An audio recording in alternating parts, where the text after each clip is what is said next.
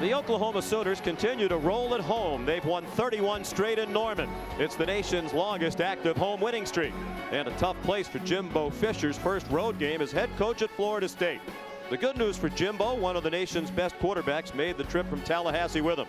Stopping Christian Ponder will be job one for Oklahoma today, while the Seminole defenders will have to contend with DeMarco Murray, who ran for 208 yards in last week's season-opening win over Utah State.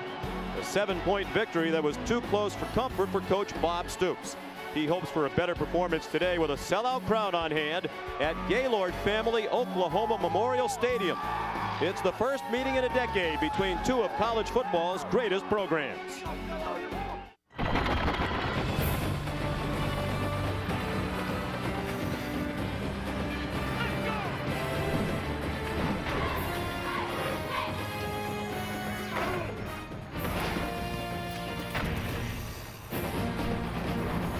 On a hot and sunny day in Norman, Oklahoma, number 17 Florida State is ready to take on 10th-ranked Oklahoma. And here come the Sooners onto Owen Field, where they haven't lost since the 2005 season opener against TCU.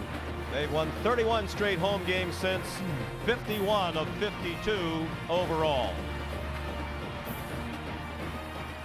Hello, everybody, and welcome. I'm Sean McDonough along with Matt Millen. Delighted to have you with us for what should be one of the great games of this college football weekend, Monster Saturday here on ABC. And Matt, one of the big stories of this college football season, the retirement of Bobby Bowden, replaced by Jimbo Fisher. So far, so good for Jimbo. An easy win last week at home against Samford, but the competition much tougher, and they'll rely heavily on Christian Ponder. Just a little bit tougher this week.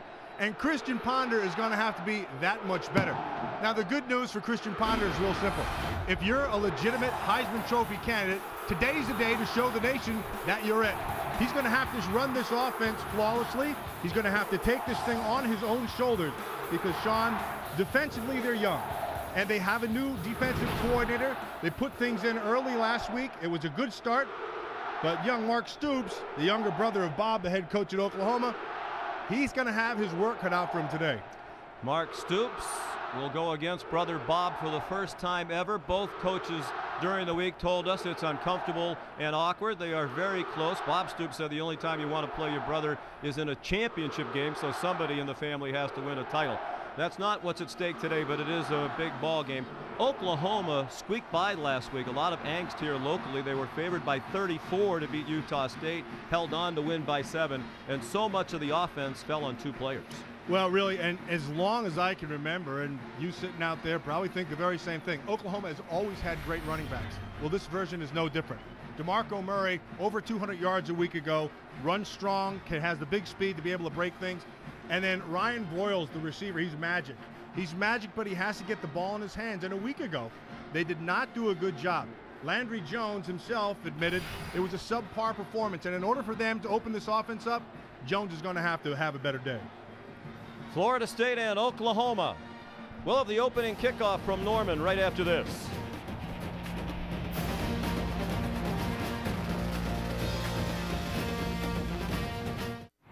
You're watching ESPN College Football on ABC, presented by Buffalo Wild Wings.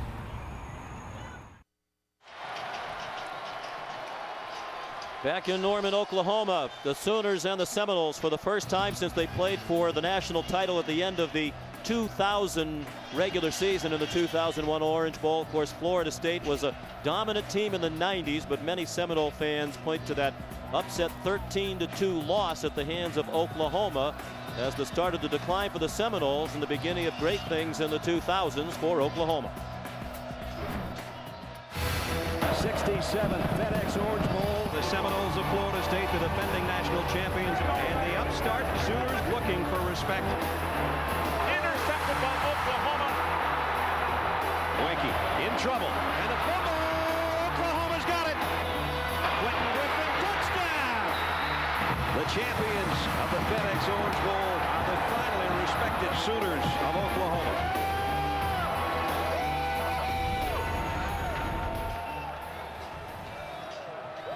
And they meet again. And this big crowd is ready. Florida State won the toss and deferred. So Dustin Hopkins, the sophomore from Houston, Texas, with a big leg, will kick off. 6 of his 10 kickoffs last week against Samford went for touchbacks. He led the ACC in touchbacks last year.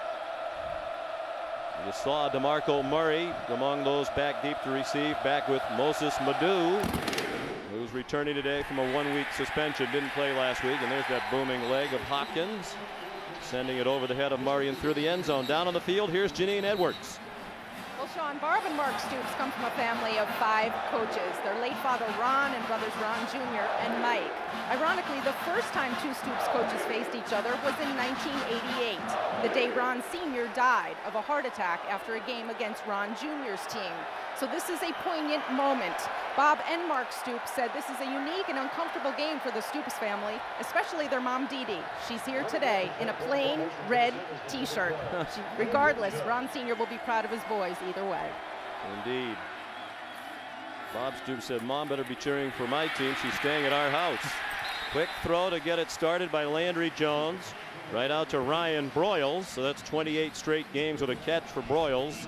And that one good for a 4-yard gain for the junior from Norman. Spent his entire life in this area, born in Oklahoma City, just a few miles away. Second and a long 5 just across the 24-yard line. And DeMarco Murray to the 29, chopped down by Terrence Parks.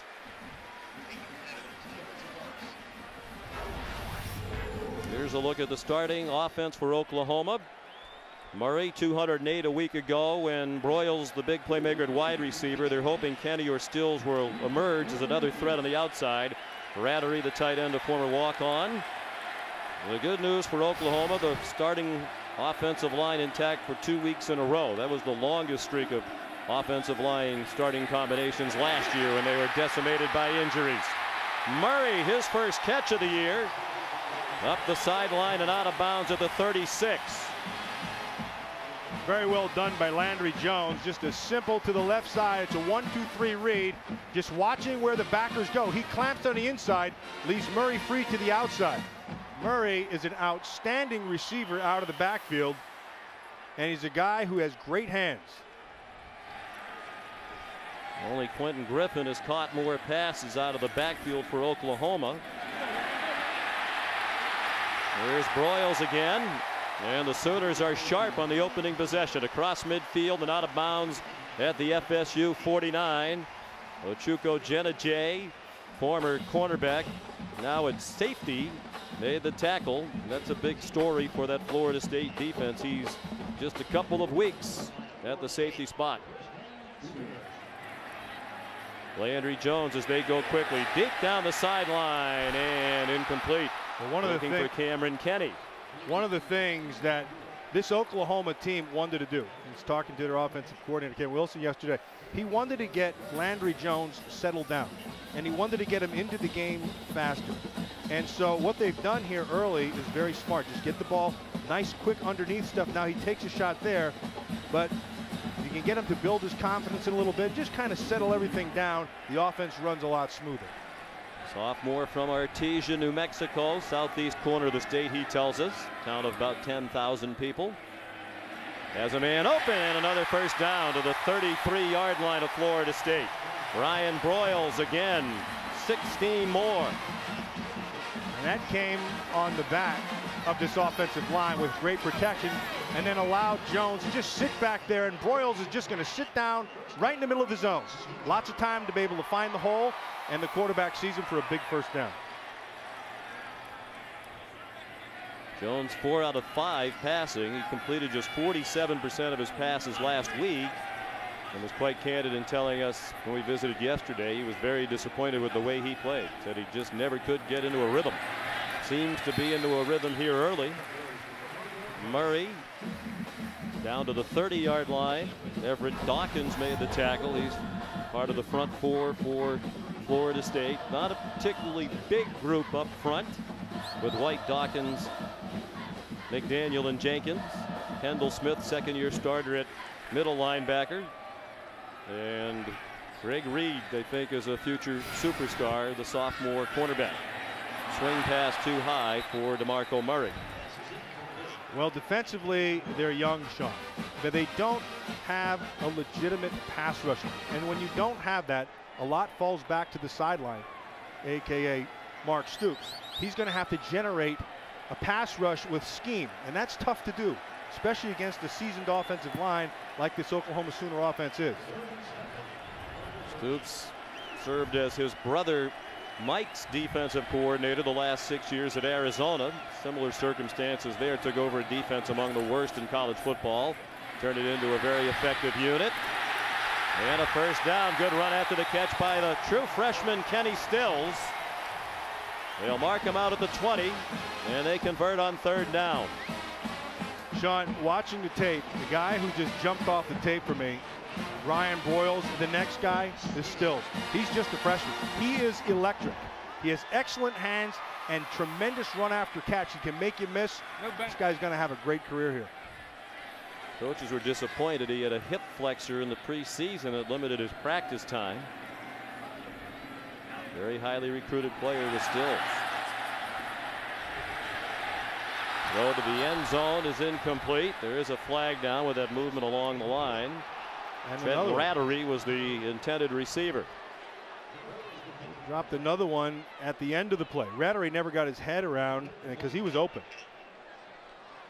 But just in this first series, Sean, just looking at it, the Seminoles of Florida State, they're going to have to get a pass rush, because if they this Landry Jones will maul them.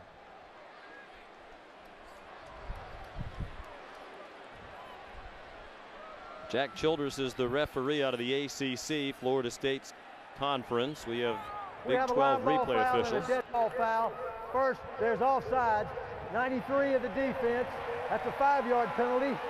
And then there's a dead ball foul, personal foul, hands to the face by the defense. That's a 15-yard penalty. It remains first down. He meant the offense. He pointed at the offense. I'm just trying to see if we were paying attention up here. And we are, at least half the time. What'd you say? Yeah, exactly. Now, Mark Stoops, the other thing that's going to be tough for him, it's not a real big defense. They're young, and they have some good young speed. They can run. They're athletic. But their defensive line is not the biggest group. 290 is the biggest. It's first and 20. And they're setting up a screen with blockers out ahead of DeMarco Murray, and he's tripped up after a 9-yard gain.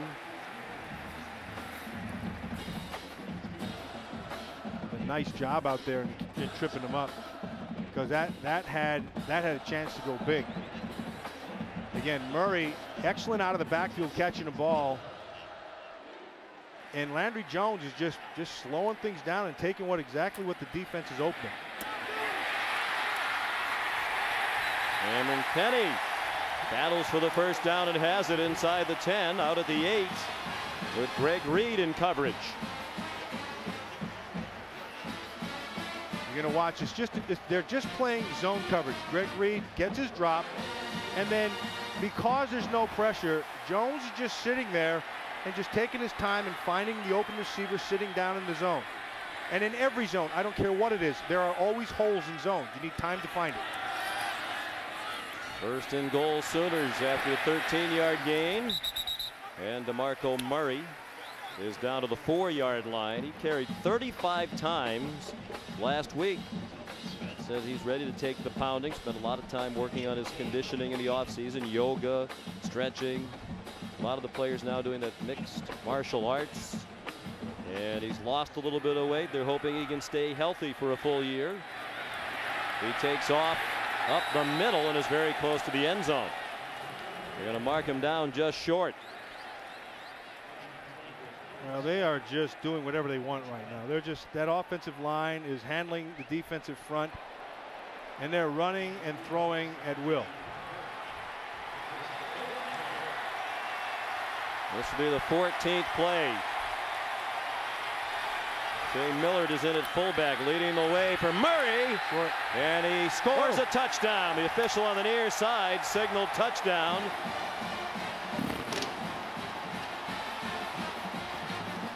He just did get in, and Oklahoma leads 6-0. And it looks like DeMarco Murray's getting up a little slow. It's where the ball is.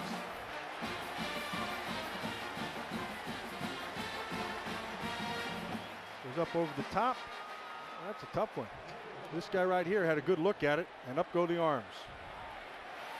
It looked like as he landed, the ball was right on the goal line, breaking the plane. We mentioned he's had a history of injuries. They are going to review that touchdown. And Kevin Wilson, we visited yesterday, the offensive coordinator, said he thinks Murray could be even better because of the injuries. He's never really had good continuity in his workout routines, in his practice habits. And as a result, they don't think he's been as good as he can be. And that's saying a lot because he's been a pretty good player. Well, and then the other guy they're excited about is Moses Madu. And Moses Madu is available this week. He wasn't a week ago. But as long as I can remember, going all the way back, now Billy Vessels was a little bit before my time. I remember from Joe Don Looney on, there have been a plethora of running backs at Oklahoma. Every year, seemingly, they have a stud. And this year is no different. Hey, you had 3 Heisman Trophy winners here. Billy Sims, who I thought was a great player. Steve Owens in '69. So they've always had great runners here. Review, the call on the field is confirmed. Touchdown. Well, it looks to be right. Ball landed on the goal line. So it's an 80-yard touchdown drive, 14 plays. And Landry Jones, by his own admission, off his game a week ago, very sharp on that drive. 7 out of 9 for 77 yards. Almost all of it through the air for Coach Stoops. Patrick O'Hara will kick the extra point. One of the issues for Oklahoma this year is that place kicker. O'Hara was just named the starter in the week leading up to the opener. His kick is good. The start's good for these fans. 7-0 Sooners. Less than 5 minutes play. We have a timeout. Robert Flores from our Times Square studios. Let's give you a pulse of what's going on the ESPN family of networks. Miami and Ohio State. No score in that game first quarter. Kent State and Boston College, ESPNU. Number 9 Iowa taking on Iowa State on either ESPN2 or ABC, depending on where you live. Now back to Florida State and Oklahoma. Sean McDonough, Matt Millen, and Janine Edwards.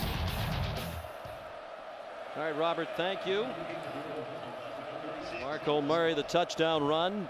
Sooners an impressive opening drive. And now Florida State will get the ball for the first time today. Tress Way will kick off for the Sooners. LaMarcus Joyner and Greg Reed are back deep. Reed, one of the most dangerous return men in the country. So they kick it high and short, and it's still Reed able to run under it near the 21-yard line. And never could find any running room. Too much speed on that coverage unit for Oklahoma. And the Seminoles will begin on offense for the first time today from the 30, led by Christian Ponder. Last season, 69% completions, one of the best seasons in Florida State history. Threw for over 2,700 yards, and he missed 4 games. Hurt his shoulder late in the year. That required surgery in mid-November. But he was back in time for spring practice. And very impressive last week in only a half against Samford. He can run. These Oklahoma defenders know that. And he runs for 9 on the Florida State first play from scrimmage. The first thing you're going to notice about Christian Ponder is he's in complete control of this offense. And he makes great decisions, and he makes them fast, Sean. And so his ball will come out relatively fast. He'll read the coverage, pull it back down. If he sees you're manned up and there's a hole, his legs will get him out of there like it did in this last play. Got just about everything you'd be looking for. Good size, 6'3", 222 pounds, an excellent arm. Very smart. Excellent instincts. Jermaine Thomas took the handoff, turned the corner, and went across midfield to the 48-yard line of Oklahoma, where David King made the tackle. 13 yards, first down. It's an entirely veteran offensive line blocking for that skill group. 3-year starters Datko, Spurlock, and Sanders. 4-year starters Hudson and McMahon. 41st straight start for the senior center. And Hudson's 3 times all conference in the ACC at left guard. Ponder, time, and his throw too hot to handle. Intended for Taiwan Easterling. Well, they know what they have in Christian Ponder, and they know what they have in that offensive line, and they feel good about both those things. It's the others that have to step their game up. Outside, their receivers, they've got to come up. And then also in the running game, Jermaine Thomas, 38.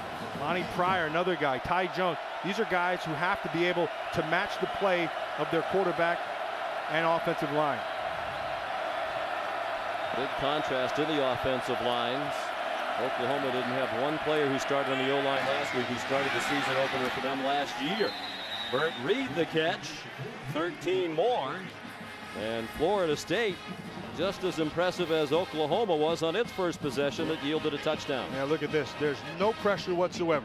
And again, the same thing we said on the first drive for Oklahoma applies right here. Because there's no pressure, sit down in the zone. There's a hole in every zone. He does a nice job of sitting right in there, and Ponder finds him perfectly. He's a junior. 60 catches last year. The leading returning receiver. 1st and 10, Florida State. Ponder to the far sideline, too high. Over the head of Burt Reed.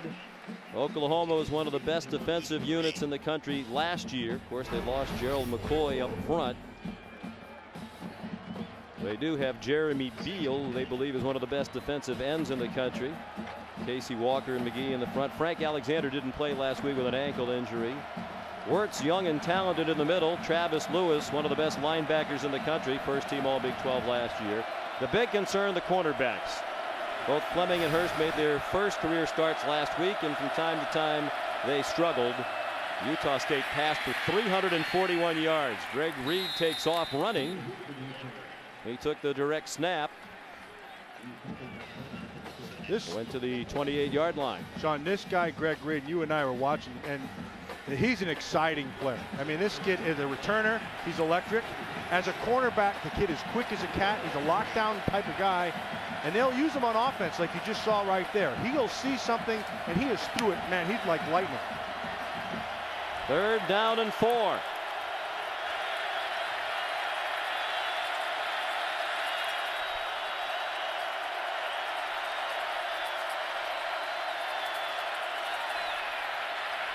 Ponder has his man for a first down inside the 20.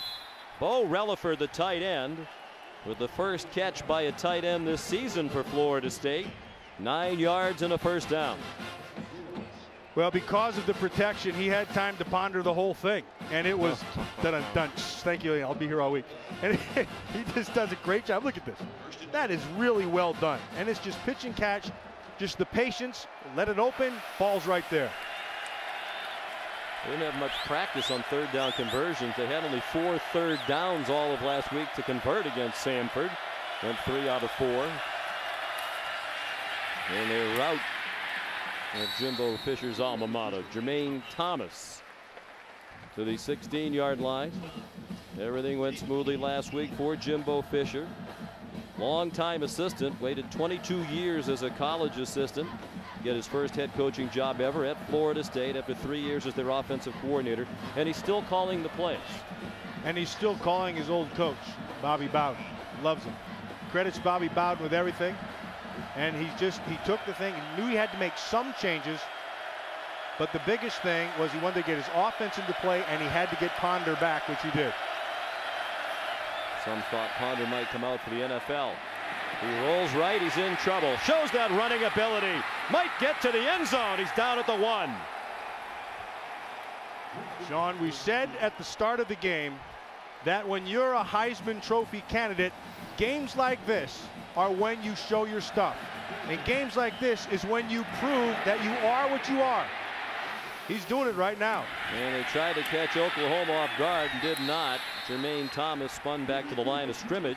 And the second scramble of the day for Ponder.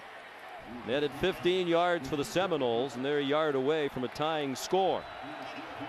The guy who I wanted to watch today was Jeremy Beal over ZB Sanders.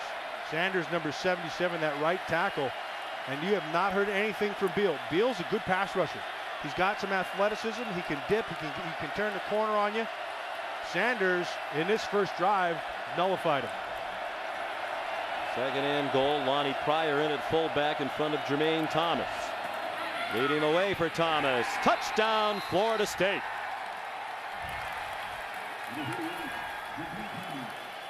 That was huge, Sean. Came back and answered it the way they had to answer it. Offensive line took control. Ponder had his way, and they come down and get a big score to tie this thing up.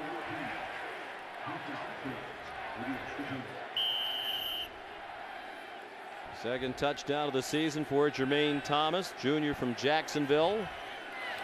And now Dustin Hopkins to tie it with an extra point. He's made 42 of those in a row now. 70 yards and 11 plays. Ponder ran for 24, passed for 22, and Thomas finished the job.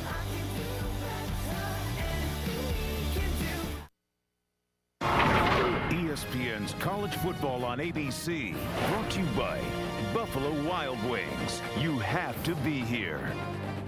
Nissan, proud partner of the Heisman Trophy.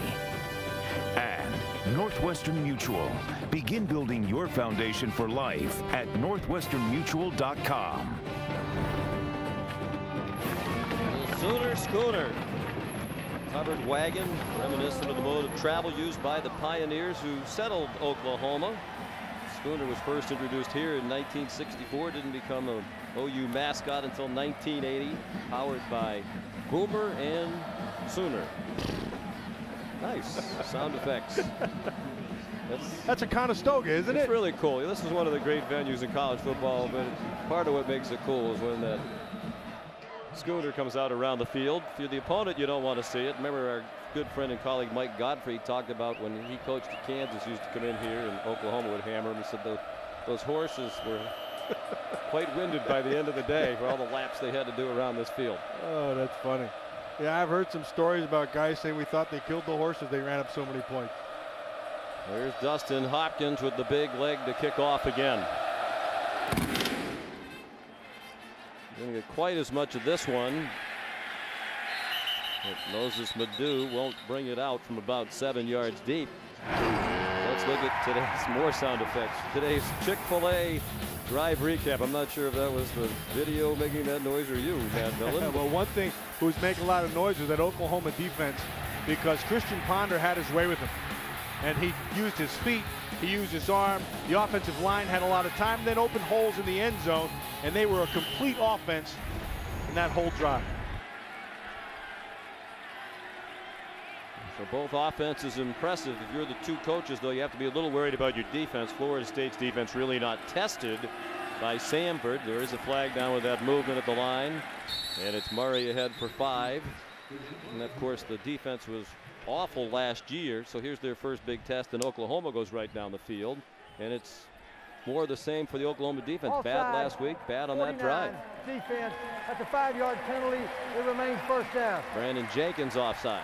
You know, Sean, the tough thing with defense, I mean, defense is highly integrated based on discipline, but you have to have a couple things. You have to have some big men inside because you always have to have a point to start with.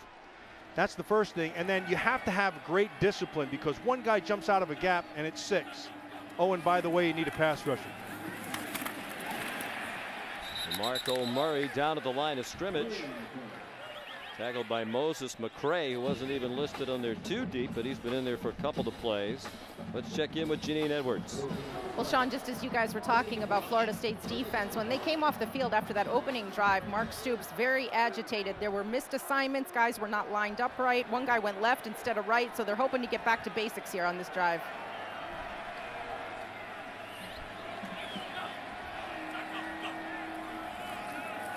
Second and 5. Landry Jones with all day to throw, and a good catch by DeMarco Murray. Terrence Parks had the coverage. Well, they didn't throw one to Murray that he caught last week. They're correcting that this week. That's a 22-yard reception for Murray. Anytime you have a running back with his run skill who can detach and get outside of the formation and become a legitimate receiver like he is, it gives defenses fits. How do you treat him? Do you treat him like a receiver? Do you treat him like a running back? Who do you deploy? He can't be a backer, usually not a safety. It just causes lots of problems. His third catch, swing pass for Ryan Broyles. He gets bopped out of bounds at the 48-yard line of the Seminoles by Xavier Rhodes. And there's an injured Sooner on the play. Ryan Broyles had 89 catches and 15 touchdown receptions, both of them school records last year. Had a huge bowl game in the Sun Bowl, their win over Stanford, but he caught 13 passes, 3 touchdowns. Donald Stevenson, the starting left tackle, is the injured player, first-year starter. And that's reminiscent of last year when their offensive line just got annihilated by injuries. Timeout, 4 minutes to go, first quarter. Donald Stevenson limped off. He's trying to walk it off on the near sideline. 7-7 the score. Rematch of the 2000 National Championship game, which took place at the 2001 Orange Bowl at then Pro Player Stadium in Miami. Won by Oklahoma. Jarvis Jones has come in. He's part of a 3-tackle rotation for Oklahoma. He plays a lot at both tackle spots. Here's Moses Madu, seeing his first action of the year after a 1-game suspension. He was yanked down short of the first down at the Florida State 44-yard line. And you said it earlier, Madu, in the opinion of the coaches, was every bit as good in the preseason as DeMarco Murray. Well, he's exciting also. He's got that same kind of breakaway speed. A little shorter, a little thicker. Runs well between the tackles. Madu played some wide receiver last year. Nice play action fake. And a run for a first down by Landry Jones to the 35. Here's Robert Flores. All right, Sean, Taco Bell studio update. After Ohio State had a touchdown called back for holding, they settled for a field goal. Ensuing kickoff, Lamar Miller, 88 yards for the touchdown. Miami up 7-3. And James Madison is on the brink of beating Virginia Tech. Sean. Wow. Virginia Tech not able to bounce back after that disappointment against Boise State. Meanwhile, Madu carried for 8 yards during that day. Second and a long 2. And Madu again inside the 20 and a first down. And they got the pace. They had to have Murray carry, sorry, Matt, 35 times last week because they didn't have Madu. It helps to have Moses on your side. Always good to have Moses on your side. And they are quickening the pace, and they're trying to catch Florida State short-handed. Now they'll slow the thing back down. But Florida State was running guys in and out, and so they're quickening the pace to try to get them short-handed. Of course, it's a Florida State unit still trying to learn a new defense. It's a lot different from what they've been playing under Mickey Andrews, who retired after 26 years as defensive coordinator. Mr. Alexander took down Moses Madu after a short game. Sean, what Janine said earlier is a great point, because all too often when you get a young team and a new defensive scheme and you put them out there and you quicken the pace, it's a lot about making decisions and being right even where you line up. And a lot of times guys get lined up wrong and it creates big holes. Pump fake by Jones. It got the receiver wide open. Ryan Broyles, a touchdown.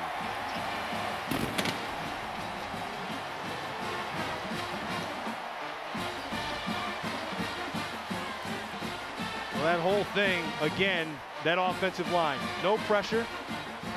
He ran the ball, come off with play action, has plenty of time, and does a perfect throw down that left side.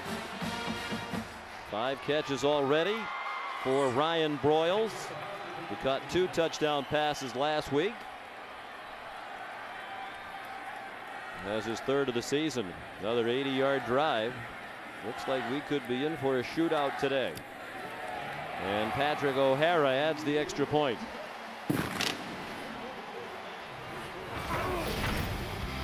Landry Jones, 47% last week. He's 10 for 12 today against the Noles.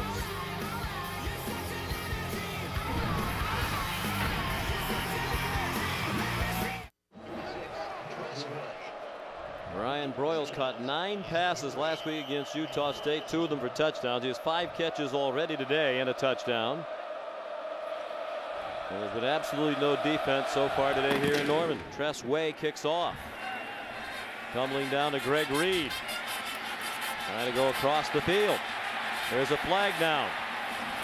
Reed turns the corner. Well, there is a flag down back at the 24-yard line. He runs out of bounds at the Oklahoma 38. Sean, they should take Reed off the back of his name off the back. Just put big play on it, because he's a big play waiting to happen every time. He's exciting. A 49-yard return will be negated by an illegal block against the Seminoles.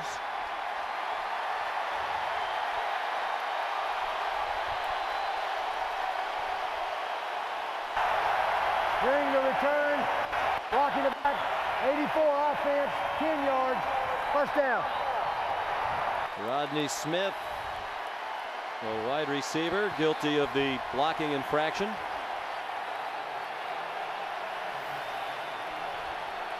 Right there, and it's close. Usually they watch which way he falls. He goes head first. They throw the flag. He was head first.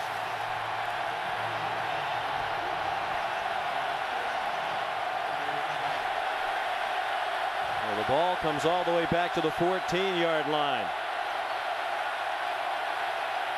It's a defense that needs help, and the crowd's trying to give it to him. Jermaine Thomas for a yard. Frank Alexander the stop.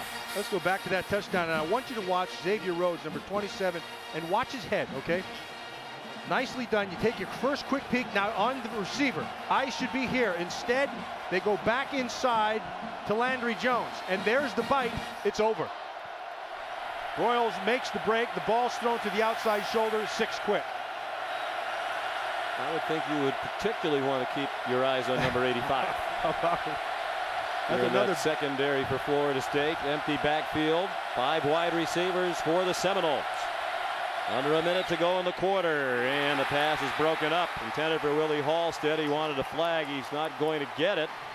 Tight coverage by Jamel Fleming, the junior from Arlington, Texas. Good tight coverage, and they got a little bit of pressure that time from Jeremy Beal, that left defensive end, off of Sanders, number 77. Sanders going to try to cut him. Now, this is an athletic guy. This is a guy you have to get into him. You can't just kind of drop at his feet. He has excellent feet. He redirects extremely well. He can bend on that outside half. He does some good things.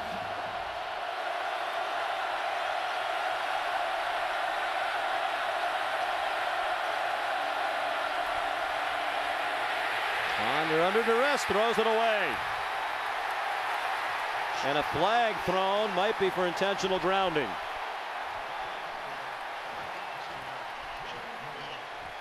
Jeremy Beal again there. There's pressure coming from the other side. We have intentional grounding. Number 7 of the offense. After Ross is down, following the pass. The ball did not cross the neutral zone. Ross is down from the spot. You're going to see it's a stand-up, and they bring 5. And then here comes the pressure from the inside and outside. Jeremy Beal holds the edge again. His athleticism keeps him on his feet, and they do a nice job of getting after him. Frank Alexander, number 84, is also in there. Sean Powell's first punt of the year from the back of the end zone. They did not punt last week against Samford. He has a great leg, and he has a big wind at his back. And he bombs one. Back to the 36-yard line goes Ryan Broyles. And a 10-yard return to the 46. 60-yard punt, 10-yard return.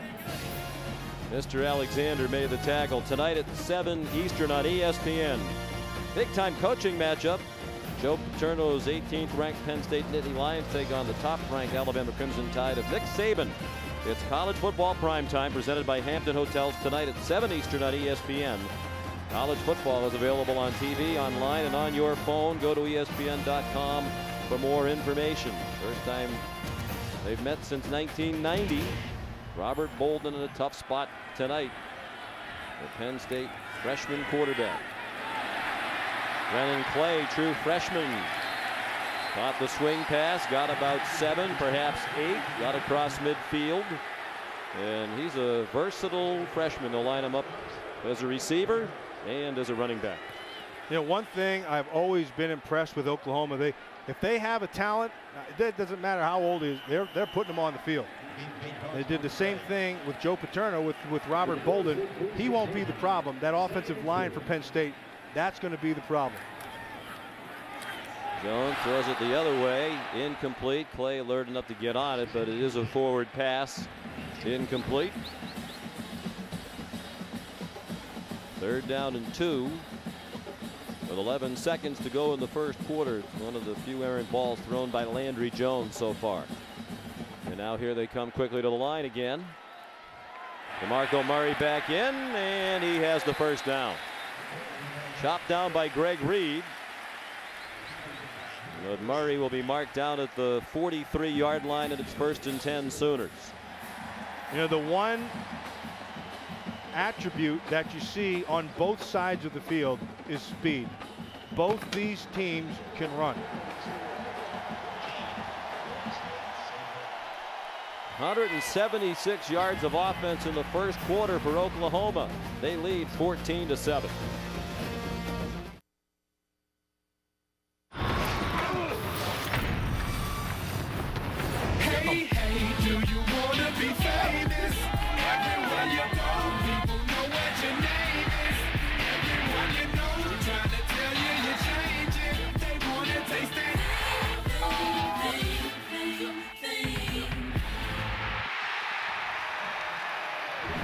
Back in Norman, Oklahoma, ready to go with second quarter action. Oklahoma leading 14-7 and on the move again. 1st and 10 at the Florida State 43.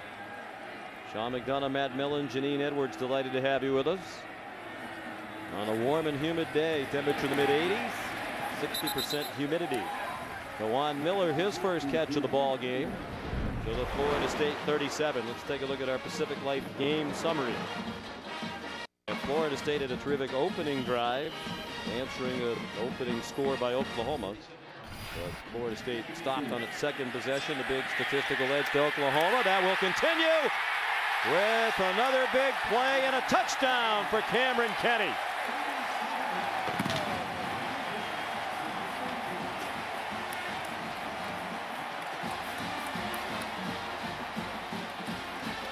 John, it looked like it was quarters coverage, which really doesn't mean to a lot of people out there, but what it does mean is when the outside receiver goes vertical, it turns into man-to-man. Cameron Kinney did go vertical. Landry Jones had plenty of time to make the throw, and he beat Greg Reed. Looked like Reed was going to try to make a play on the ball, missed it, and it's 6 quick.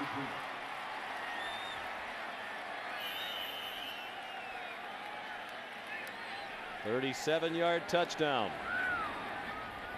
And 54 yards in just 49 seconds. The extra point good for Patrick O'Hara. 21-7 Oklahoma. Cameron Kenny, his first touchdown of the season. Watch right outside here. They're going to go vertical here. Now in this coverage, when he goes vertical, this converts to man.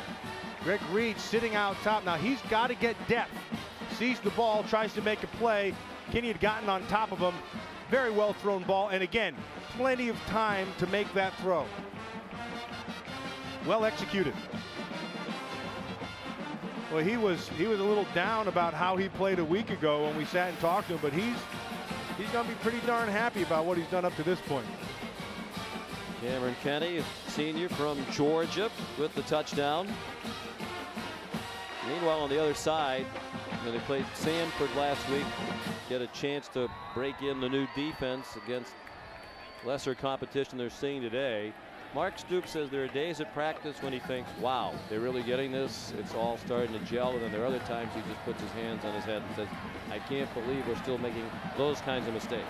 You know, Sean, I got to tell you, this team, this defense under Mickey Andrews played great defense for years. And they were a predominantly man-to-man team. And when you go from a man-to-man group to playing lots, that's hard to do.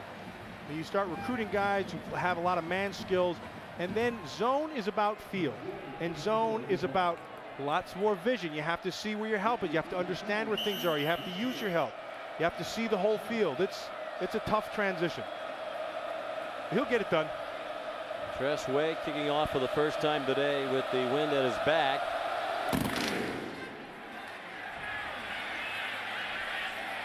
And LaMarcus Joyner thinking about it. And then takes an knee. Let's check in again with Robert Flores in our Times Square studio in New York. All right, Sean, this studio update brought to you by New York Life. And bad news for Boise State and their national title hopes, because James Madison of the SCS beat Virginia Tech. Hokies turned it over 3 times. Darren Evans coughs it up deep in James Madison territory with 5 minutes left. Hokies never got the ball back. Michigan has gone up 14-7 on Notre Dame. Sean.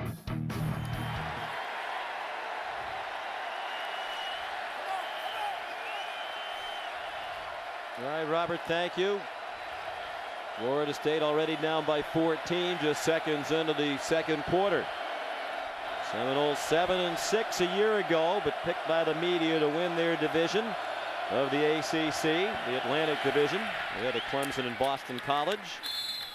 Taiwan Easterling has the pass from Ponder and has a 9-yard gain with Demontre Hurst in coverage, first-year starter, sophomore cornerback.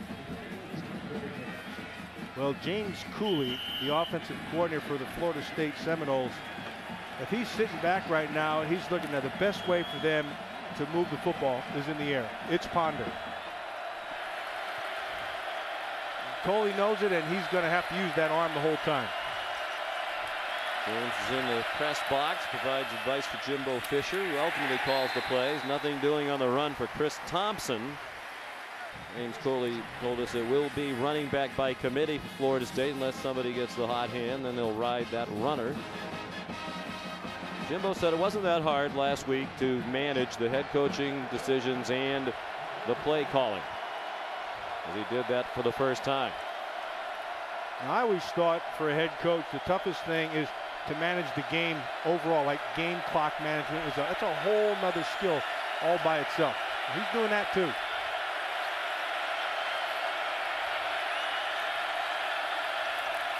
Third down and 1. Jermaine Thomas got just enough for the first down. This is a drive right here, Sean. Given the way Oklahoma has moved the ball, Florida State has got to be able to answer it. Because if they fall back by 2 scores, it stands a chance of getting ugly, because they have not shown any ability to be able to slow Oklahoma down. Again, this goes back to Ponder. Ponder's got to make the plays. He's what they have. Great players make big plays in big games. This is a big game.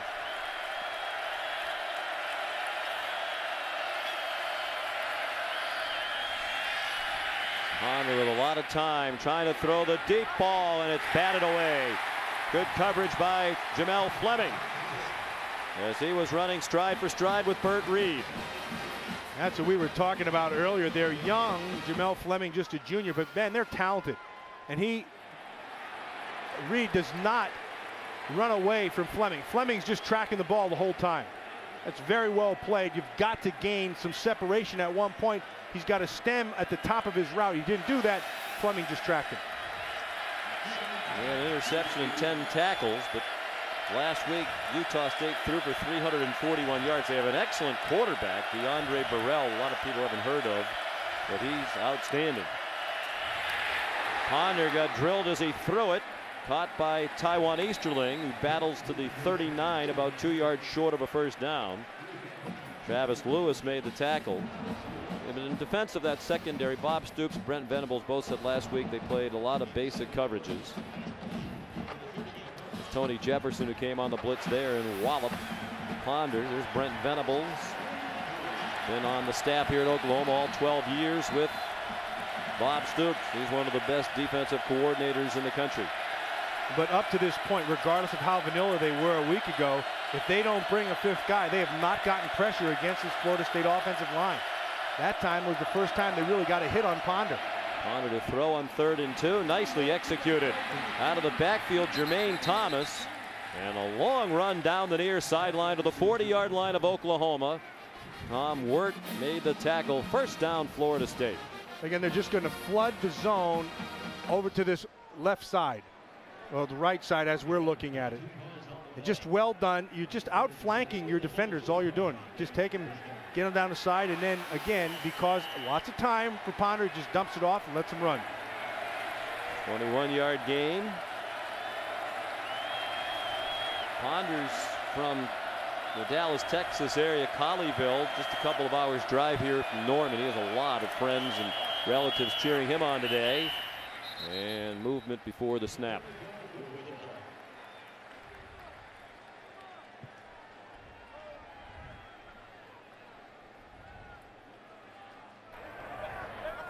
Ball start, 77 offense, 5-yard penalty, it's still first down. Zebri Sanders called for the movement. Ponders from a Florida State family. His dad, David, played defensive end and tackle for Florida State back in the 1980s. Well, Christian grew up a Seminole fan, wanted to go to Florida State, but wasn't heavily recruited by the Noles early on.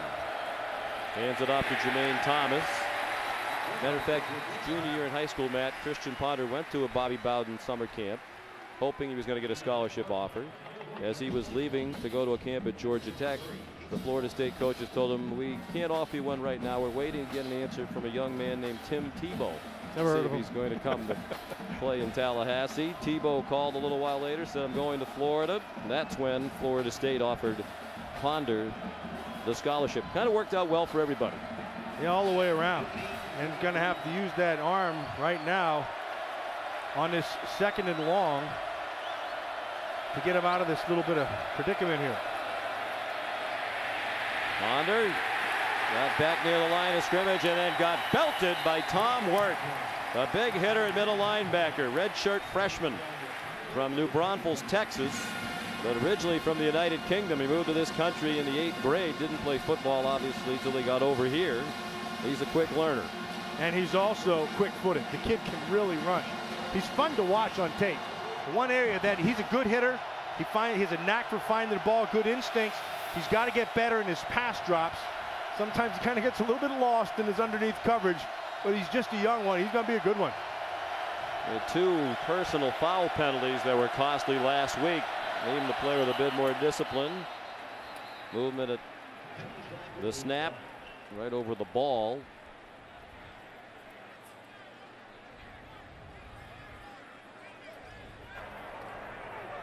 For the snap, it was offside by contact, 53 of the defense. That's a 5-yard penalty. It's still 3rd down. J.C. Walker, sophomore from Garland, Texas. You're going to see they like to stand a bunch of people up. The reason they do that is it's hard to account for everybody inside. So they'll like to get 3 to 5 guys, sometimes 6 or 7 guys at the line of scrimmage. Look at this. And then the offensive line has to decide who's coming and who isn't.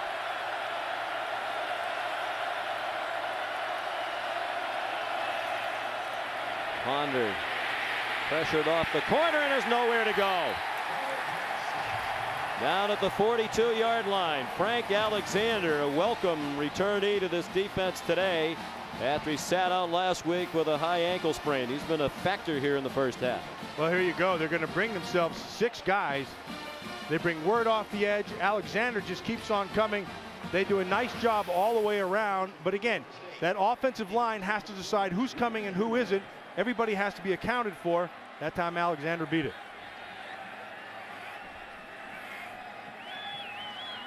Sean Powell to punt. Brian Broyles back deep. Very high kick. And even into the wind, too strong into the end zone. And it'll come out to the 20.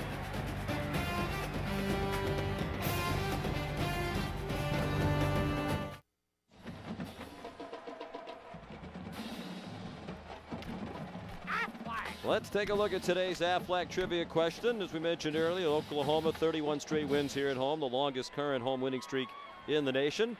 Which school holds the all-time record for the most consecutive wins at home?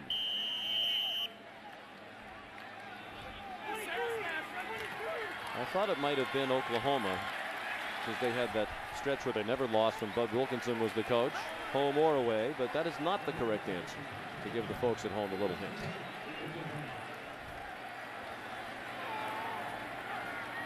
Here come the Sooners again. They've had 3 possessions prior to this one and scored 3 touchdowns. Landry Jones out throwing. Cameron Kenny the catch. He has a touchdown for Oklahoma.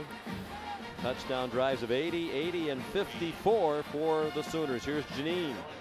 Well, Sean, this Florida State defense trying not to get down on themselves. I overheard them at the break, the defensive ends telling the corners, guys, I'm counting on you. I'm counting on you.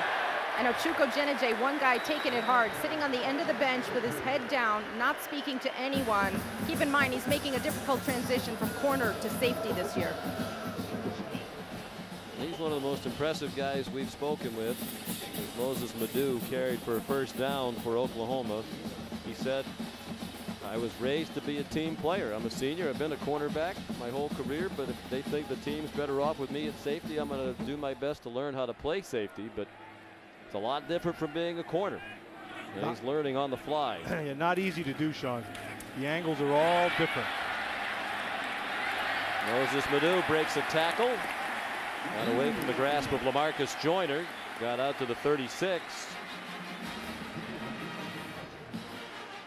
Mr. Alexander finally made the tackle. They didn't even, Florida State wasn't even lined up properly there. They're having trouble with this tempo as well. Landry Jones on target to Cameron Kenny.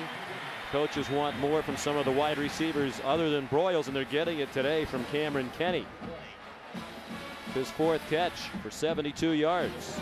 Well, we said at the start somebody else had to pick the pace up, and everybody's picking the pace up right now. The Sooners have them on their heels right now. Right down the seam, wide open. James Hanna. And another touchdown for Oklahoma.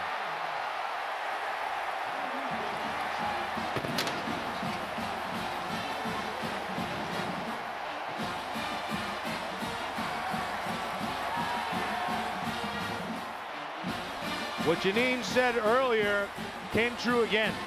They couldn't even get lined up properly. 2 plays in a row. This last time they were a victim of lining up slowly and then also poor tackling.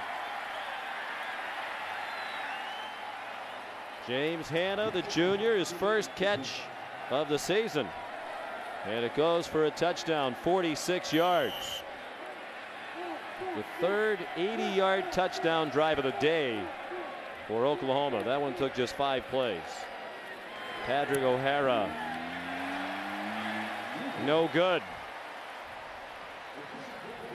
So it's 27-7.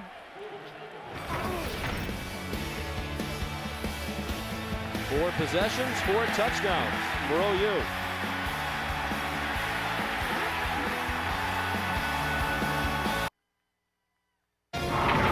ESPN's College Football on ABC. Brought to you by Liberty Mutual Insurance. Responsibility. What's your policy? Cadillac, the new standard of the world. And Taco Bell. Think outside the bun.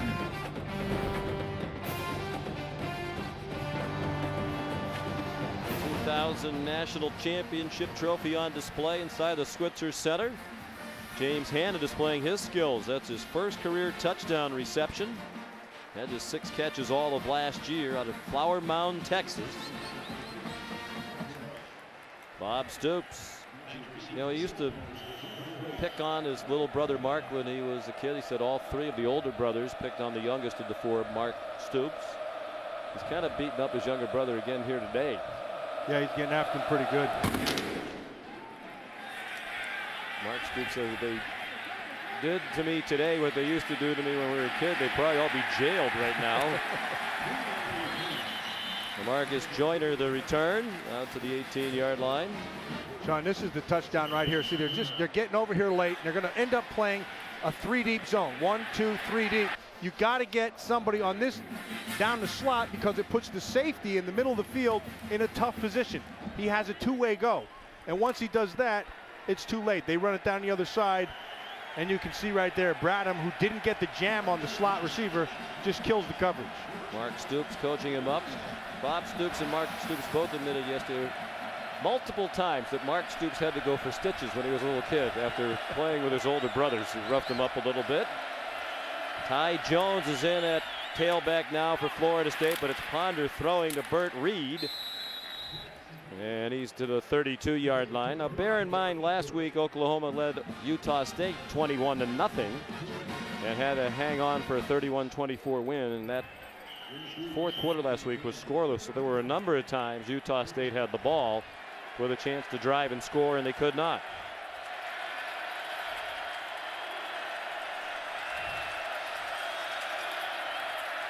From the 32. Good catch in space by Ty Jones. Demontre Hurst tripped him up. You know, watching that Oklahoma defense from a week ago, there were about maybe a dozen plays where they gave up big plays, and it wasn't because they were out of position or a couple times one guy fell, but they just didn't make a play on the ball, and that was their mantra all week long. Make the play that's there to be made. And they gave up 12 big plays. They went for 335 yards for Utah State. The rest of the game they defended pretty well, but as Brent Venables said yesterday, all the plays count. Can't give up those 12 big plays.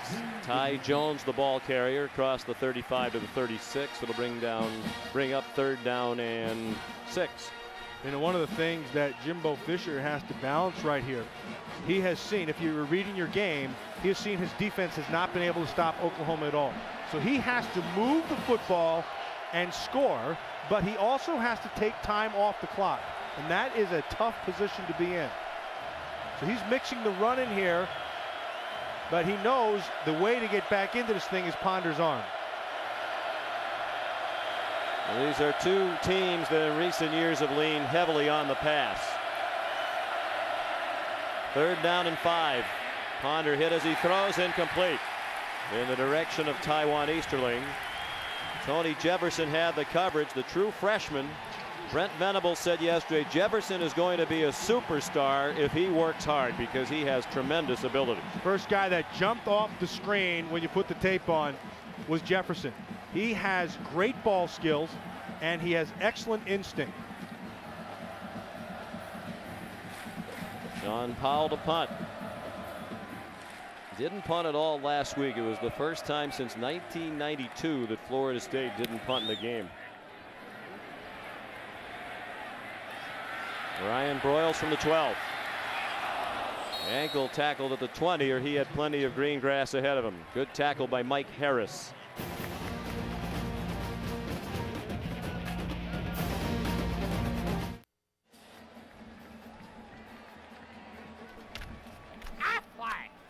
Time for the answer to today's question. What school holds the all-time record for the most consecutive wins at home? And the answer, the University of Miami, 58 straight home wins. And almost a full decade without losing. Of course, Bob Stoops has lost only twice on this field in his 12 years as head coach. The last one, the season opener, 2005 against TCU. Prior to that, you have to go back to the regular season finale, 2001 against Oklahoma State. Flag down, DeMarco Murray down at the 25-yard line, tackled by Greg Reed.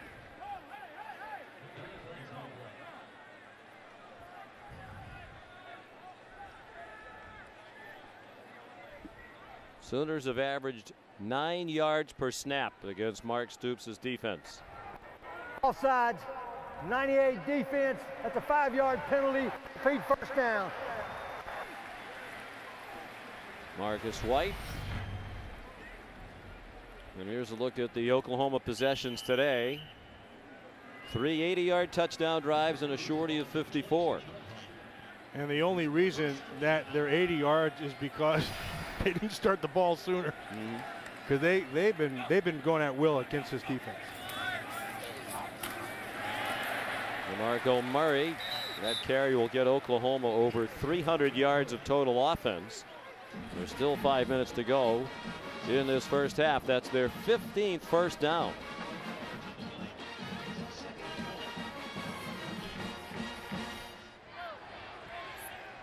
Second and 1.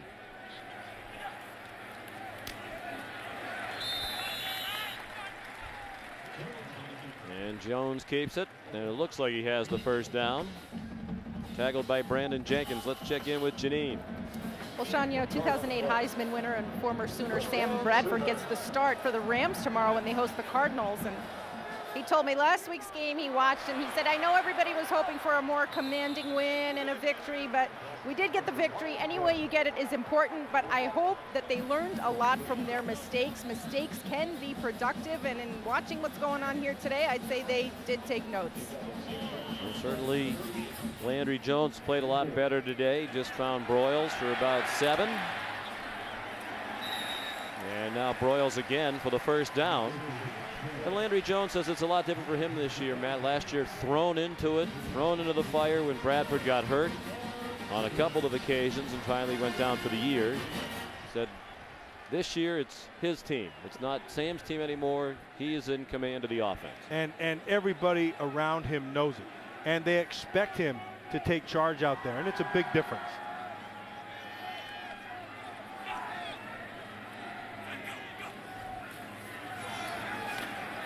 Good play action fake and another good throw. And Broyles breaks free for about 3 more yards off a hit down to the 37. He's not very big, but we saw yesterday, Matt, he is solidly put together at 183 pounds. Yeah, he's over a 300-pound bencher, but the thing that impressed me most about Broyles is when he walked into the room, man, he just lit it up. Has a great personality, big smile, great attitude. He's one of those guys that you want, you want him on your side. 8 catches already. He can bench 345. Ball looked like it slipped out of Jones's hand. And a big break for the Seminoles. Well, now they're going to rule it an incomplete pass. They were hoping it was a fumbled recovery. And that's what the Seminole coaches are saying. Jimbo Fisher's way out on the field on the far sideline. Yeah, that slipped out of his hand before his arm went forward. That's a fumble. Yes. Marcus White is able to jump on top of that thing, number 98. They should review that, and they will. And Oklahoma was smart. They tried to get up there quickly to go. Previous play is under further review. Big 12 replay officials, ACC officials on the field. But that should be overturned. It was continuous action, and Florida State recovered the ball. Watch as he lifts. See how as he lifted his arm to come up, the throwing motion did not start forward. The ball popped out. That should be a fumble.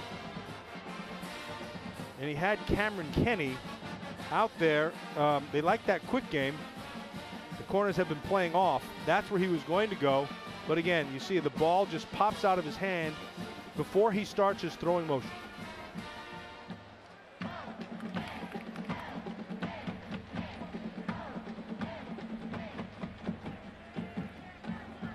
There were 4 Seminoles who all jumped on top of the ball. We credited Marcus White with the fumble recovery. And I think they're going to overturn this and give Florida State the ball just about at the 40-yard line. It looks like that's what it should be. And if in fact that's the case, Florida State's got to do something with it here. They cannot fall any further behind. They're down right now by 20 points. And this offense from Oklahoma shows no signs of slowing down. Bob Stoops, the head coach of Oklahoma, at the bottom. His younger brother Mark, 7 years younger. How about top of your screen. Bob Stoops, by the way, turned 50 on Thursday. So happy birthday to Coach Bob Stoops. After further review, the result of the play is a fumble. The defense recovered the ball, 39-yard line, first down. Good officiating. Instance where the process works. How about we had a chance to talk to Mark Stoops the other day, and we were talking about his brothers and all his coaching and all those things, and I said, can you take your brother? Oh, absolutely. In a heartbeat. First, didn't hesitate. Yesterday we mentioned the quote of their high school coach back in Youngstown, Ohio, Coach Butchie, who said of all the Stoops brothers, the 4 of them, Mark was probably the best athlete, and Bob Stoops immediately said, no way, no way. Sounds like brothers. But Mark was the best baseball player. Bob said he was the best basketball player. And they're going to review it again. Maybe the process doesn't work quite as well as we just gave it credit for. Maybe the spot. Yeah. I just got a kick out of talking to him because I don't care how old you are as brothers, whether you're 10 or whether you're 50. As soon as you say to a brother, "Can you take him?" Absolutely. First words out of his mouth, no hesitation. It's funny because they did The ball is placed on the 35-yard line, first down. They did a lot of the things a lot of us who have brothers did when we were kids, younger brothers. They said they'd make Mark Stoops jump up and down on a bed, and then they try to cut his legs out from under him so he'd land on his face, and it's not hard to understand why he'd wind up with stitches. Here would come Dad, the late Ron Sr. Stoops, up to say, "Come on, you didn't really do that to your younger brother again." We think, based on the replays we've seen, the ball should actually be on the 40-yard line, not the 35-yard line. They moved it back 4 yards, but they moved it to the wrong place. That's the 40-yard line, not the 35. And now I think they're going to change it again. Oh, this is bad. This is when the process drives you crazy, because it's not that hard. The ball should be on the 40, gentlemen.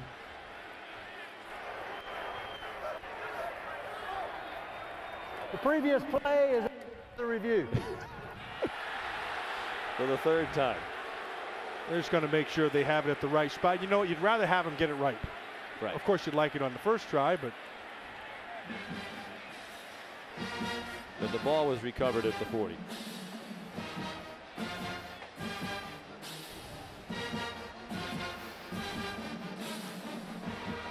there's the ball popping out, and then you're going to see Marcus White get on top of it right there, and that's the 40-yard line. Yep. 40-yard line. Ball is placed on the 40-yard line. First down. Would have been funny if he just said, "I'm sure of it."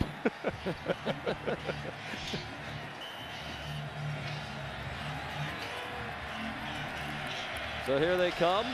3.5 minutes to go, and all 3 timeouts left for Florida State. First time in 5 possessions the Sooners didn't score. Ponder threw it into a crowd. There were 3 or 4 Sooners right there. They were trying to set up a screen for Rodney Smith. And that was not a good decision. And that one, he should have just pulled down and let it develop a little bit more, either throw it away or take off and run. But man, he took a chance throwing it inside there. Not a good decision by one of the brightest guys in college football. Christian Ponder earned his undergraduate degree in finance, a BS, in 2.5 years. Completed his MBA this past spring and is now working toward a second graduate degree in sports management. He has a cum of 3.7 as a GPA. Pulls it down and runs. And is chased out of bounds at the 44 by Quentin Carter, the outstanding safety for Oklahoma. And I think in that NBA program, I don't know if they had a class on throwing into screen plays. That's probably the one that the day he probably skipped it. But he could have used his legs on the previous play to get himself out of that trouble. Said he credits his parents for his concentration on academics. They always preach to him that the classroom comes first. What an impressive young man Christian Ponder is when you talk to him.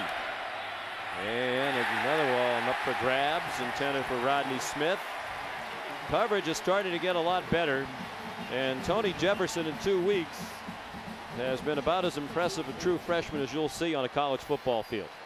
You're exactly right, Sean. This kid is going to do nothing but get better and better, and he's going to be a stud. This kid does so many things well. He runs well, like I said, great instinct, has a great feel for the ball. He's just starting. It's only his second game. The defense holds after the turnover, and here's Sean Powell. 4th straight Florida State possession that ends with a punt. This one's a line drive out of bounds. Not good from one of the best punters in the country.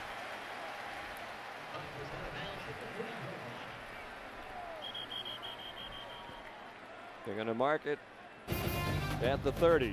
Well, that might be reviewed several times before they snap it again. 26-yard punt. Tonight at 7:30 Eastern on ABC, the NASCAR Sprint Cup Series. Motors into Richmond. With a 1-2 finish last weekend in Atlanta, Tony Stewart and Carl Edwards both emerged as championship contenders. It's the last race before the chase field is set. The NASCAR Sprint Cup Series at Richmond at 7:30 on ABC. Clint Boyer in the last of those chase spots right now in pretty good shape. Ryan Newman, Jamie McMurray, Mark Martin all have a realistic chance to move into those coveted spots tonight. Marcus White took down DeMarco Murray, and we're under 3 minutes to go in the first half. 2-yard gain for Murray, fifth-year senior out of Las Vegas, Nevada. Well, Landry Jones has had his way here today with his Florida State defense, and he's done it the courtesy of this offensive line because they have given him all kinds of time to throw. Not as much time that time, and excellent coverage. Crowd wanted to flag, but it looked from here like Xavier Rhodes had inside position on Ryan Broyles and was actually in better shape to catch the ball. Well, they just locked up again. Or maybe not. It's pretty good coverage. Yes. We're very high here, so when we say it looks from here, it'd be like watching from a satellite dish. A satellite, rather. Here comes pressure on Jones, and they finally do get to him. Right up the middle, Everett Dawkins, sophomore out of Spartanburg, South Carolina. Well, they brought 5, and they came from the left side, and Dawkins is able to break free on the inside. He just beats the right guard there. Just get to the outside. They brought an extra man. The first time all day that they've gotten pressure. Timeout called by Florida State. We'll check in now with Robert Flores in our Times Square studios in New York. Sean, earlier on ESPN's College Game Day, the guys talked about an advantage Miami might have in the special teams game. That advantage is bearing out. They've returned 2 kicks. This punt goes 79 yards. Travis Benjamin pressing the X button for a little turbo boost, and it's 20-17 Ohio State. But potentially this could be a disastrous day for the ACC. Virginia Tech, a ranked team, loses at home to James Madison. Maybe as many 5 ranked teams from the ACC could fall. James Madison, notable NFL alumni. Charles Haley, former teammate of who? Matt Millen. And Christian Ponder, Robert's very well aware of that. He said this is a great opportunity, this game right here for the ACC. He thinks the conference gets a bad rap in football. Tress Way to punt. Really, this game has developed into a sputtering affair. Well, James Madison goes down there and False beats start, 30 of the offense, 5-yard penalty. It's still 4th down. beats Virginia Tech. Virginia Tech probably let Boise State beat them 2 times. And that's tough. You can't carry it with you. Got to let it go and move on. James Madison plays good football. He mentioned Charles Haley, who will probably be a Hall of Famer. Gary Clark, also great player to come out of James Madison. Yeah, they won the FCS National Championship a few years ago under Mickey Matthews. Booming punt by Tress Way, who punted a 85-yarder last week against Utah State. 3rd longest in school history. That one's not quite that long. It's down at the 32. Didn't get a great bounce after a long kick in the air. Still good for 52 yards. Tonight, another marquee matchup. This is a Monster Saturday with matchups of teams that have played one another in the past for national championships. That's true of Penn State and Alabama. 7 o'clock tonight on ESPN. College football primetime presented by Hampton Hotels. 7 o'clock ESPN tonight.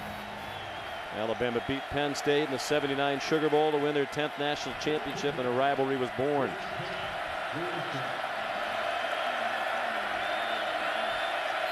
On their own 32, 1st and 10. And now it looks like Oklahoma wants a timeout. False start. Nope, first 84 penalty. of the offense, 5-yard penalty, 1st down. Sean, that Alabama-Penn State game, Alabama is a better team. But Penn State, they're young, but they're very good on the outside with the receivers. Robert Bolden, the young freshman, he's gonna be under pressure, but more pressure is going to be on that offensive line. I think Penn State's defense, they'll bend, they'll break a little bit, but they're better on defense than people think they are. Throwback screen to Burt Reed, and he's to the 32. Got the 5 penalty yards back. With 2 minutes to go in the half, 2 timeouts left for Florida State, down by 20. They've got to put 6 on the board here before the half to make this thing competitive. And to help themselves, give a little confidence going into the second half. They put it on the 31, so 2nd and 11. Ponder. Incomplete pass for Willie Halstead. Sophomore.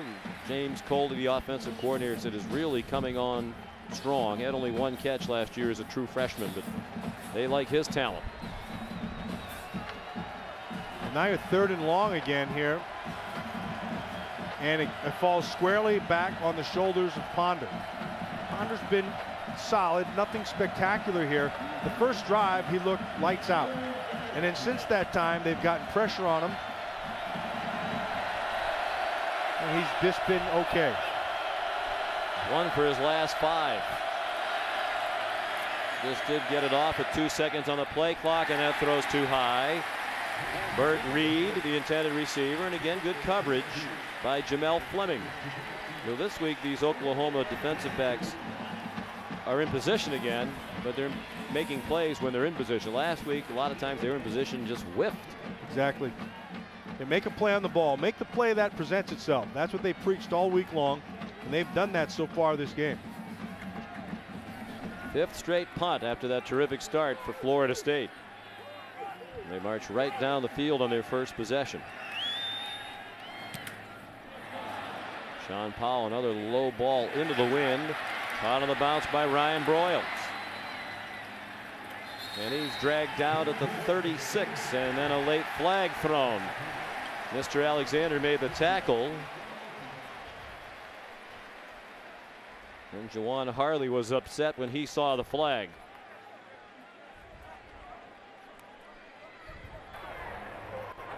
Dead ball, personal foul with a late hit, 98 defense, 15 additional yards, first down. Marcus White called for the personal foul to take the ball across midfield. I don't know about that one. But they throw the flag and they tack it on, so away we go, and out comes Landry Jones, who's had just a great first half here. This offense has had their way with this Florida State defense the whole half. They've thrown it well, they've protected very well, and they've run the ball well. Landry Jones, the leading freshman passer in the country last year. He threw for just under 3,200 yards. He hits Moses Madu, goes leaping out of bounds. At the 43-yard line, that's a gain of 6. One of the things that really opens this Oklahoma Sooner offense up is that both those running backs, Madu included, and Murray, they catch the ball extremely well. It's like having a running back and a receiver in the backfield. Such a well-educated crowd, too. It's almost completely silent when the Sooners are getting ready to snap the ball. Jawan Miller bounced off the hit and gets chopped down inside the 15. Poor tackling by Florida State and a lot of extra yardage for DeJuan Miller Jr. from New Jersey. Well, let's be a little bit more specific. Very poor tackling out of Greg Reed in this first half. Yes, he's an exciting return man. Yes, he has cover skills, but he's a small man and he is not wrapping his arms. And that's something he's going to have to do, or they'll continually take advantage of him. He's bounced off and missed a few tackles here in the first half, and this has been big for this Oklahoma Sooner offense. Here they come on a blitz. Landry Jones looking for DeJuan Miller again, incomplete. 1:07 to go in the half, and all 3 timeouts left for the Sooners. Xavier Rhodes had the coverage. They're locked up man-to-man, and that's why he went down that right sideline. Thought he'd be able to beat him, but Rhodes beat the coverage. Quick tempo again. Jones to the far sideline, looking for Cameron Kenny, incomplete.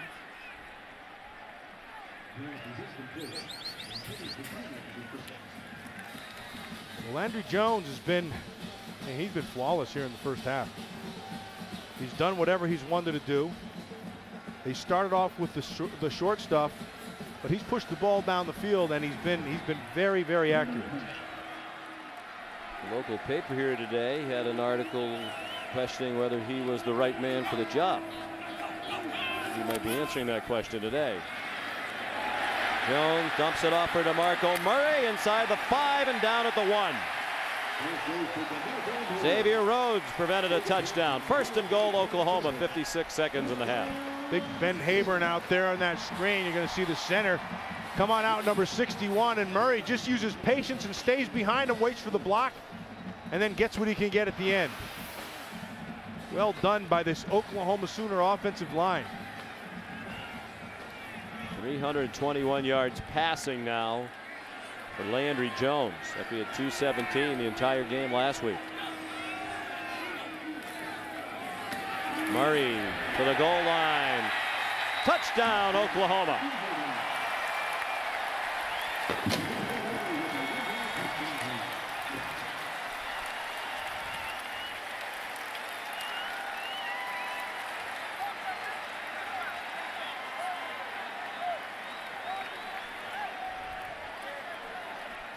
Sean, this offense is just mauling this Florida State defense. I mean, really, they're doing whatever they want to do. Almost entirely through the air. Just 51 yards rushing for Oklahoma, but why run it when you're throwing it with the effectiveness they are? Kevin Wilson would like to be balanced.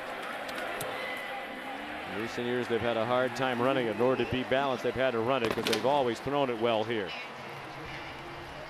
Murray carried it in. His second rushing touchdown. Engineered the drive by Landry Jones. Well, he's been spot on all game long. And he's been throwing it to a variety of receivers, inside, outside, short, and deep. And he's been accurate, and he's piled up the yardage. While it's been a great day for Landry Jones, this Seminole defense, it's been much less than that. They've been getting mauled. 321 yards and 3 touchdowns for Landry Jones. Ponder got off to that quick start. The offense for Florida State hasn't done much lately. For Oklahoma, touchdown drives of 80 yards, 80, 54, 80, and this one 49 yards in just 57 seconds. Well, you wanted to get your confidence into the young quarterback, and yeah, he played a lot last year, but every year is a new year. And they started off last week, and by his own admission, did not think he played very well. And so they wanted to get him a little bit of confidence. They started the game off just by throwing it underneath, a couple of short things, but it was evident early that A, he was on, and B, this offensive line was protecting extremely well, and they've taken advantage of that the whole first half.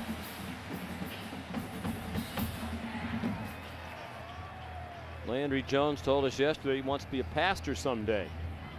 Said he wasn't particularly religious until he arrived here at Oklahoma, but has had a deepening of his faith.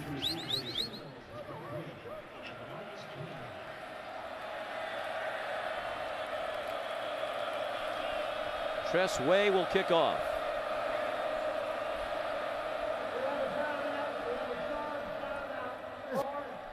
That's a 30-second team timeout. Florida State didn't have enough men on the field.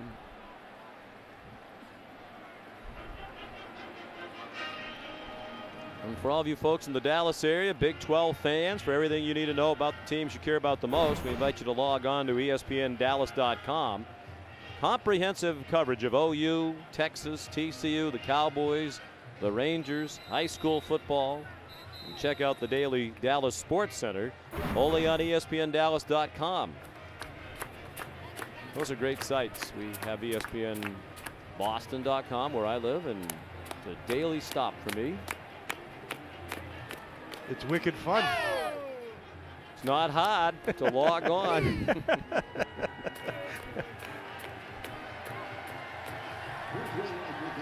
Well, they're having a great time here today. After a disappointing season of a year ago, they were 8-5 as the Sooners were beset by one key injury after another, most notably to Sam Bradford and Jermaine Gresham, their outstanding tight end.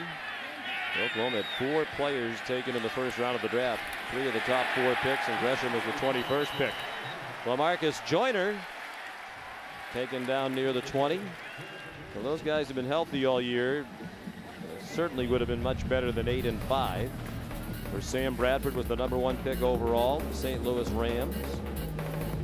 Gerald McCoy to the Tampa Bay Bucks with pick #3. 1 pick later, The offensive tackle, Trent Williams, went to the Redskins. And then Jermaine Gresham, even after missing the year with a knee injury, still picked by the Cincinnati Bengals, number 21 overall. I know Marvin Lewis is excited with what he can do. Jermaine Gresham in that offense. With a tight end who can block and run the way he does. Jermaine Thomas taken down by Jeremy Beal.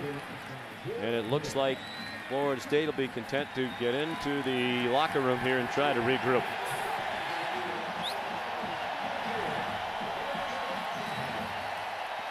These fans roar. They were a little on edge after the shaky performance last week against Utah State. This is more like what they were expecting from their Sooners this year.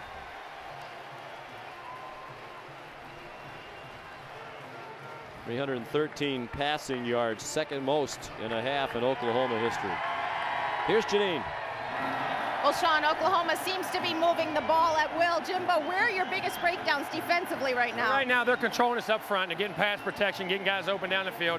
They're not really making a lot of yards in the run game, but they're picking up their third downs, and they're just keeping us off balance, moving the pocket, and doing a good job. And we're not tackling well in space. We're missing a lot of tackles in space right now. Now, when you're down by 27 at halftime, what do your guys most need to hear from you right now? Right now, we got to play it one play at a time. We got the ball coming out second half. We got to get a good drive, we got to get some points, get back in the ball game. Anything can happen. Oklahoma's up 21 at halftime, up 21-0 last week. We just got to be positive, play one play at a time. Don't worry about the scoreboard, and play with a lot of heart and pride.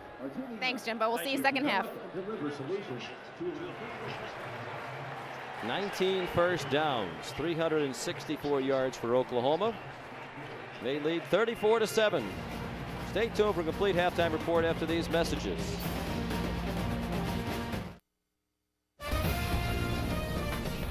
Welcome to the Cooper Tires halftime report. Landry Jones having the time of his life in the first half, and a 34-7 beatdown in the first half.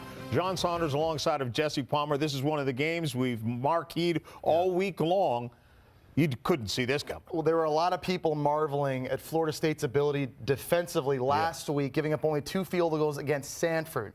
Oklahoma providing different problems, a little bit of a different animal right now. Landry Jones, much more efficient. DeMarco Murray getting involved, running the football. We've seen him involved in the vertical passing game as well. Oklahoma's defense looked bad last week against Utah State. They look good today. Elsewhere, the other.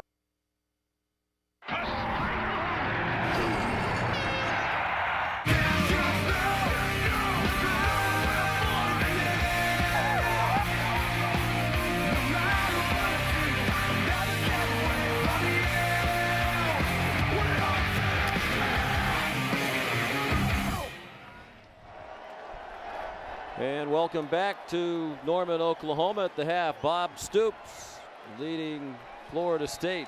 Oklahoma 34 and the Seminoles 7. That lead is against his brother Mark, who's coordinating the defense on the other side. Very tough half for Florida State defensively. Well, it was like they couldn't get any pressure, and really Oklahoma did whatever they wanted to do.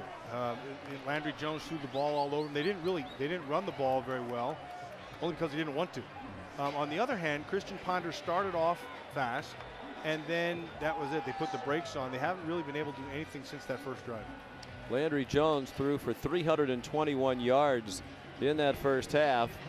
That is just shy of the record for passing yards in a half. Sam Bradford threw for 350 yards in a half against North Texas back in 2007. 3 touchdowns in the half for Landry Jones. Tressway kicks off for Oklahoma. LaMarcus Joyner trying to go cross field, and he gets chopped down shy of the 20-yard line by Javon Harris. Time to take a look at our Pacific Life game summary. And fittingly, it starts with Landry Jones on target early for a touchdown to Ryan Broyles. Well, and he didn't stop there. And he threw to a variety of receivers. And then they just put it back into the hands of the OU defense. And since that opening drive, they've just been in control. They've gotten pressure. They've not given any plays up down the field. It's been all Oklahoma. Florida State went right down the field in its first possession of the football game. Haven't done anything since. They punted 5 times in the first half. But they did not punt at all last week against Samford. Jonathan Nelson, pretty good pop on Jermaine Thomas. But It's good for just about a 5-yard gain. Nelson had a tough week last week, but coaches said we're not worried. He has a resume from a year ago that was impressive. He just had a bad day. He's been better today. Yeah, he's been a lot better, and he's a good player. And he's one of their seasoned guys back there, so you'd expect him to bounce back, and he has. 2nd and 5. Good hole. And plenty of running room for Jermaine Thomas up the near sideline.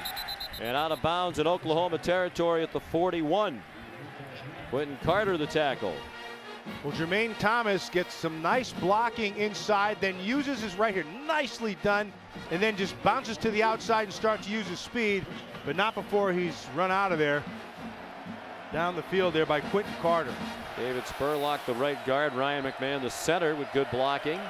34-yard gain, longest play from scrimmage today for Florida State. Ty Jones in it, running back now. And they have a little option look. Ponder kept it and went for 3. Here's Janine Edwards. Well, Sean, I asked Coach Bob Stoops, how do you fight complacency when you go into halftime with a 27-point lead? And he said, we're not just playing 4 quarters. We're not just building for one game. We are building for the entire year here. Complacency is not an option.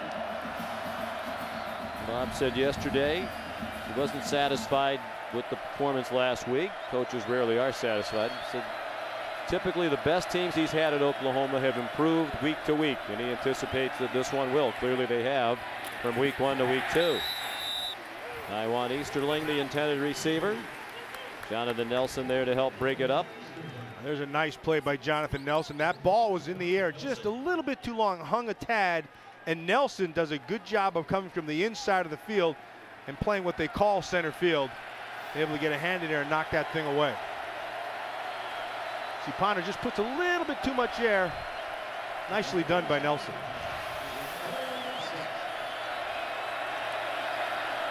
Nelson became a starter for the final 3 games of last season. Christian Ponder now 1 for his last 7. Pass for just 80 yards. And that one's thrown up for grabs. Again, they're trying to go to that quick screen for Willie Hallstead. And he was surrounded by Sooners. Imagine they'd go for this. 4th and 6 comfortably into Oklahoma territory. Well, you heard Jimbo Fisher speaking to Janine as he came off the field. He's got to take it one at a time, one series at a time, one play at a time. You surprised they're not going for this? Yeah, they're down by 27. Oklahoma scoring just about every time they touch the ball. It's makeable down in distance. You're inside the 40. Yeah, I agree with you. I would have. Hey, that's why we're up here. These are the decisions Jimbo Fisher's never had to make. Not been a head coach prior to this season. 6th punt of the day for Sean Powell on a fair catch made by Ryan Broyles. 32-yard punt, well done by Powell. Ball marked on the 5-yard line. Jimbo Fisher, highly regarded offensive coordinator, part of the national championship winning team at LSU. Well, he's had success wherever he's been, and it won't be any different here. He's just going to take him a little bit of time, get his system implemented. He's got to get that other side of the ball taken care of, and that just comes down to getting good recruits. Landry Jones under center. And Marco Murray, the lone back, he finds a hole and slides almost out to the 10-yard line for a gain of 5. I would expect we'd see a heavy dose of the running game here in the second half. They want to get it going. Kevin Wilson says they're trying to be more balanced. Really no reason to run it today, the way they were throwing the ball with such great effectiveness in the first half. Murray runs to the 16-yard line. 6 more and another first down for Oklahoma.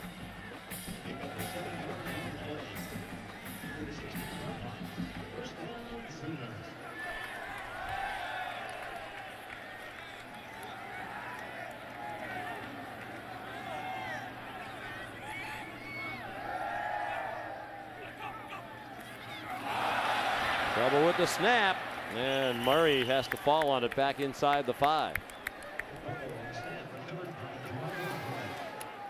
That That one just got away from the center right there. Ben Hayburn, 61. A little too much up on that.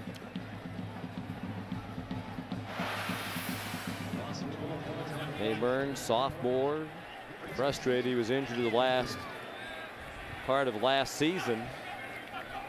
Wasn't able to play in the rivalry game against Oklahoma State or in their bowl game. The win over Stanford at the Sun Bowl. Ryan Broyles for a very short gain to the 8-yard line. Greg Reed made the tackle. And he wrapped up, which we had not seen him do in the first half.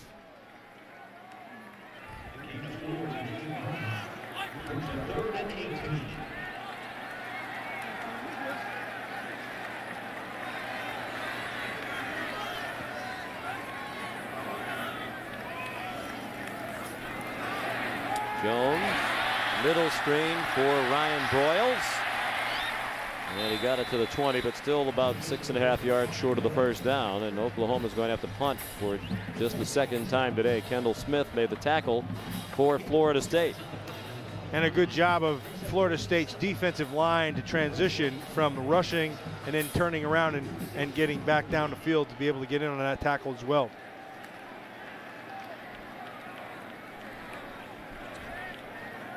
Greg Reed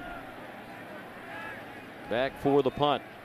Samford punted to him only once last week, but they paid for it. He brought it back 74 yards for a touchdown. He led the nation in punt returns last year. An absolute bomb by Way, and it's muffed by Reed. And he manages to get it back at the 15-yard line. This guy might be the best punter in the country. That was a 60-yard punt with a little wind at his back. And Reed did well to get it back after he muffed it.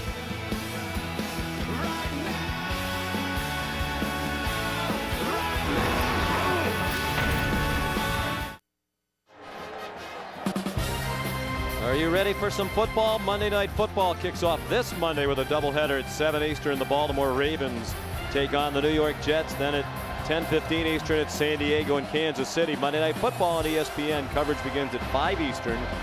Monday Night Countdown served by Applebee's. Sean McDonough, Matt Millen, Janine Edwards. Producer Bo Garrett, our director Mike Roig. Delighted to have you with us. From Norman, Oklahoma, 70th consecutive sellout here at Oklahoma Memorial Stadium. That's a school record. Ponder's pass thrown up for grabs, looking for Willie Halstead. But it had just as good a chance of being picked off by Jonathan Nelson. Yeah, Jonathan Nelson's he's just sitting back there waiting on it. You can see him, he's going to rotate into it. He's eyeballing the quarterback the whole way. Yeah, he's lucky that one wasn't picked. Well done by Nelson, who's he played himself a good game today. Really not bad a week ago. He made some mistakes not playing the ball. There you saw him playing the ball.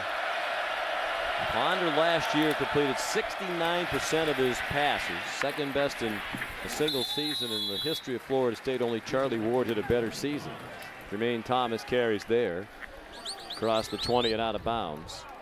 But today, after an accurate start, he's 1 for his last 9, 8 for 20 for the game. This was after he went 12 for 14 for the game last week against Samford. We played a half. He left at the half with Florida State ahead 42-3. 40%, not a big day. And they needed him. We said it from the start. They needed him to be able to carry this thing. They needed to carry this offense.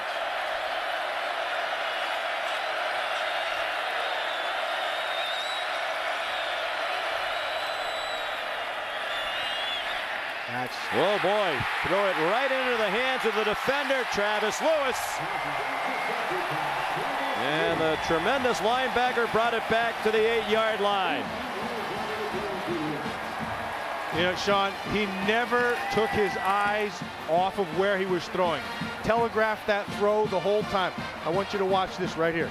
I want you to watch his head and watch his eyes. He's eyeballing it. Now, all these defenders are watching the very same thing. He's not moved his head 1 ounce, and there's your pick. That one's completely unpondered. 14-yard return by Travis Lewis, the senior.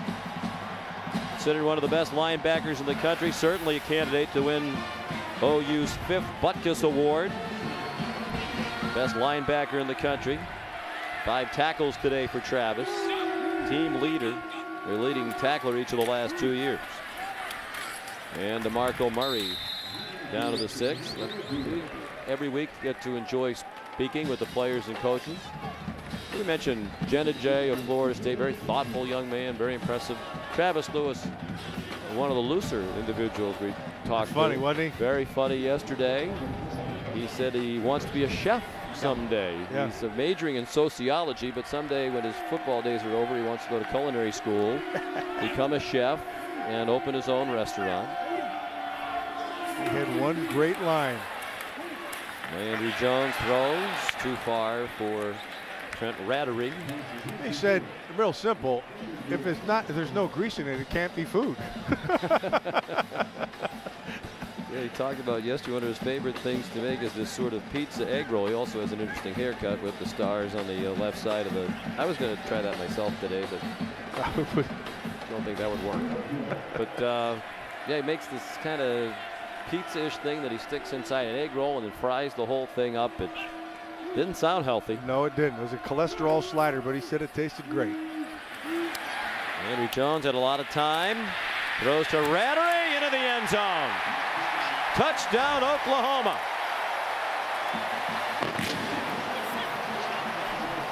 Great effort by Rattery, the tight end. Refuses to go down. So it's a great effort by Rattery, and then it's an awful job again of tackling. Xavier Rhodes has him, get him on the ground. He doesn't do it, but credit Rattery for taking that one into the end zone. Also, Landry Jones did a good job of seeing the whole field and went to his 3rd option in making that throw.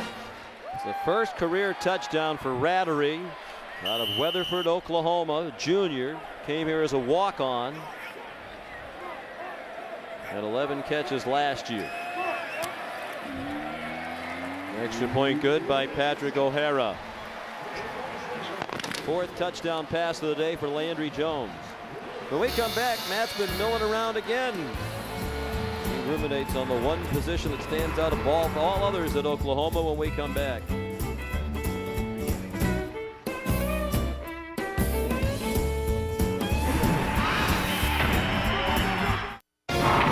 ESPN's College Football on ABC. Brought to you by The Home Depot. More saving, more doing. That's the power of the Home Depot. Pacific Life. For insurance, annuities, and investments, choose Pacific Life. The power to help you succeed. And Verizon, the official wireless service provider of the NFL. Look inside the Sam Noble Oklahoma Museum of Natural History, located here on campus. A lot of great exhibits, including that Hall of Ancient Life that takes you back on a journey about 300 million years. That's probably how long it seems that Florida State's defense has been on the field today. 41-7. If you're a Seminole fan, you have to be thinking different year, different coordinator, different schemes, but same defense that they saw for a lot of last year when Florida State was 108th in the country in total team. Press way short kickoff by his standards. LaMarcus Joyner right up the near hash marks, and he got flattened near the 25-yard line. Ronell Lewis. The hammer. The hammer is what they call him. Ronell Lewis. He is a special team extraordinaire. He plays, he runs well. He has a feel for kickoff coverage and special teams in general. But watch this, boom. And he just nicked him. He didn't even get a full body on him. He got that nickname, the Hammer, last year as a freshman, and he laid a couple of people out on special teams. From a small town here in Oklahoma, Joyner now back on his feet. Matter of fact, for most of his high school career, he played 8-man football. Correct. They think he's going to be a star. Was a linebacker. They've moved him to defensive end. They think that's where his future is. You know what he does really well, Sean, is he gets this first 2 steps out of the stance is pretty darn good. And when he gets a feel, he's just learning how to pass rush. So once he gets a feel for his hands and how to get his body lean going, he's got a chance to be pretty good. No substitute for speed when you're playing this game. And Oklahoma, they have it in spades.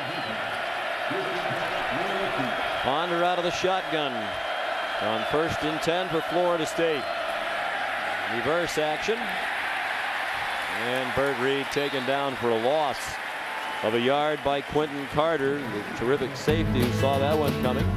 Now it's time for our weekly installment of Millin' Around as Matt ruminates on a number of subjects as we go to the various campuses.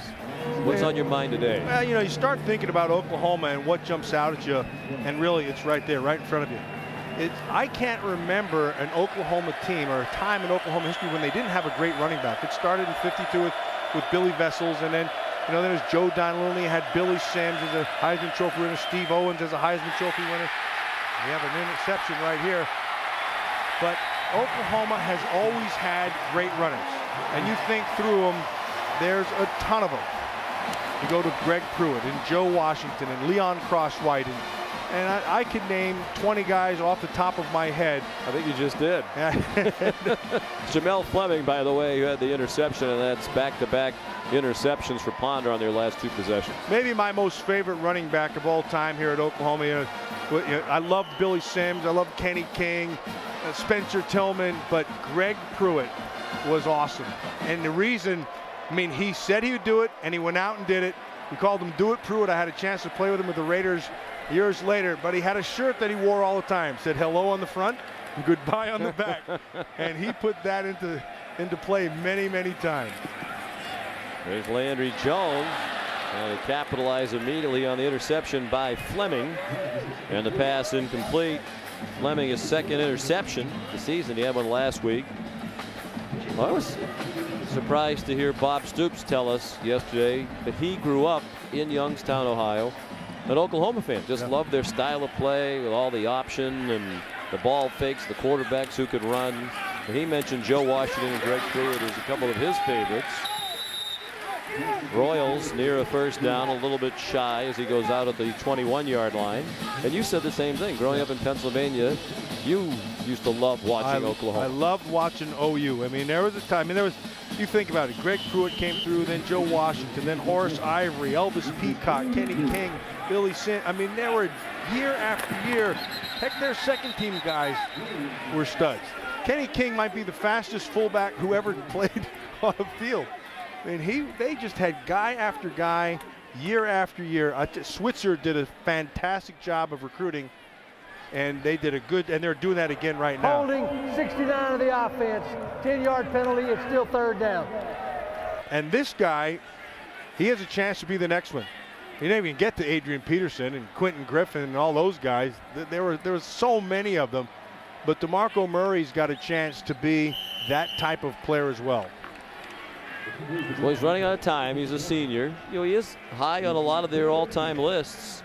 Started the day 13th in career rushing at Oklahoma, under 2,700 yards. In a quiet day today, just 33 yards rushing. That last run negated by the penalty against Derek Mensick.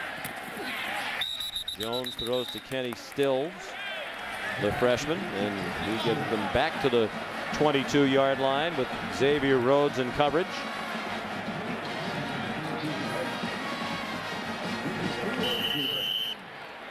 And perhaps a chance to build a little confidence now for the field goal kicker. That was the biggest question mark. They had open competition in the preseason. Patrick O'Hara won it.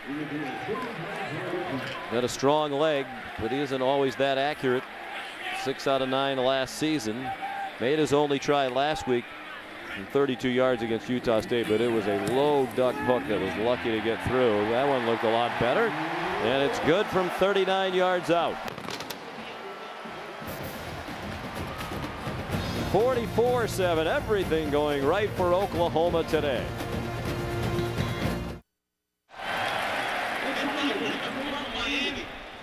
And we're back in Oklahoma, where the longest active home winning streak is about to be extended by the Sooners to 32 in a row as they are routing Florida State 44-7. Boise State on the blue turf, the 2nd longest home winning streak. And then Utah disappointing day for Christian Ponder. Everybody we talked to was so upbeat in that Florida State camp, Matt. And we saw them toward the end of last season at Boston College when you could just tell there were a lot of issues, a lot of unhappy campers, kind of a dysfunctional family at that time. A lot of speculation about what was going to happen with Coach Bowden. But everybody we talked to this week, they're all on the same page, saying the same things. It's a much more unified team. Sometimes you got to go through a little pain. Yeah. Today they're getting a bunch of it. Easy to be all upbeat when you want to go off a big win. Some of the same issues re-emerged for Florida State today, and Reed barely made the 15-yard line on the kickoff return. Here's Robert Flores in our Times Square studio in New York. All right, Sean, Matt, time now for our AT&T All-America Player of the Week update, and it's Dante Warren of South Dakota leading them to an upset win over the Golden Gophers of Minnesota in their home opener. 5 touchdowns in all, 3 through the air, 352 yards. Text VOTE to 345-345 and a chance at a trip to the national championship. Some big numbers there in Norman for the Sooners, Sean. Yeah, indeed. They're up to 403 yards of offense, Robert, with almost a quarter and a half to go. Here's Jermaine Thomas. And that's a loss of about 4. Jamel Fleming. He and his other fellow starting cornerback, DeMontre Hurst, took a lot of heat last week. They both played exceptionally well today. Well, these corners for Oklahoma today, they've tackled well, they've forced well, their safeties have played the ball extremely well, and then their defensive line has also, in fact, we really haven't talked much about the linebackers because the defensive lines controlled the line of scrimmage the whole day. Loss of 4, 2nd and 14.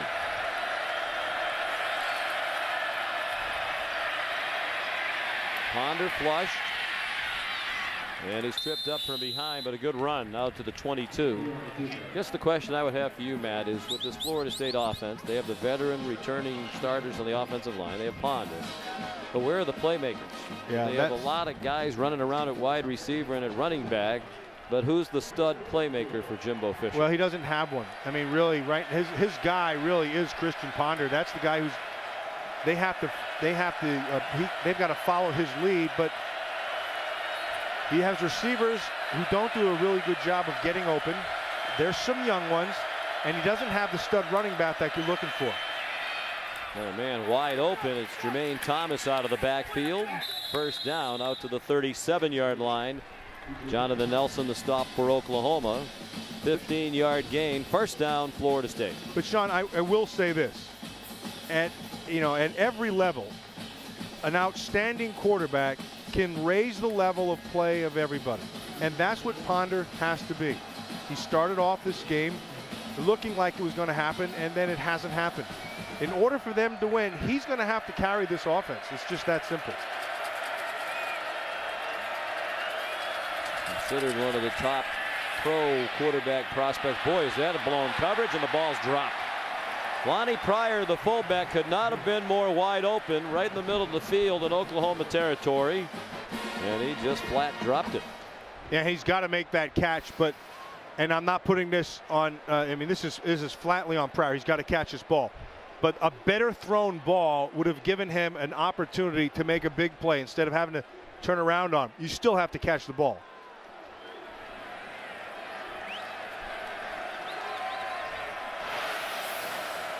Ponder now 9 for 24.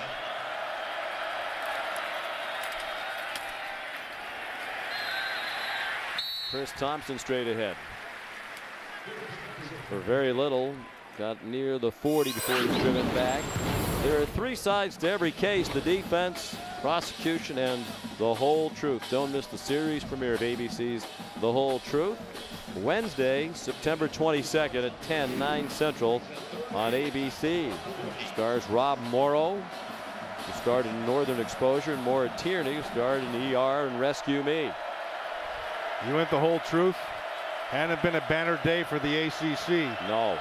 And a horrible day for the ACC. Virginia Tech lost at home to James Madison. Georgia Tech lost to a Kansas team that was dreadful last week. Miami's losing at Ohio State. Ponder's pass in the direction of Burt Reed, tailed over his head. 2 for his last 14 is Christian Ponder. And another part of the story today, I mean, he came here being mentioned as a Heisman Trophy candidate. This is the kind of game on national TV that takes you right out of that kind of talk. Kind of dashes those hopes. But it's a long season. It's a long season, and he's going to have to pick his game up. Like I said, he's going to be it for this offense. He's going to have to carry this offense. 2 punters are good. Sean Powell, a good punt. Fair catch made by Ryan Broyles. 42-yard kick, no return. Here's Janine. Well, Sean, there's a breakthrough medical device making its national debut at this game today for the Sooners. This is called Ice Dot. It is a plastic medical data device that is attached to all their jerseys, first time ever being worn in a game. This contains critical personal medical information and emergency contact information that first responders can access instantly if a player is injured. And this was developed here by Sooner Athletics and a company called Invisible Bracelet. And guys, this would be priceless for the general public as well.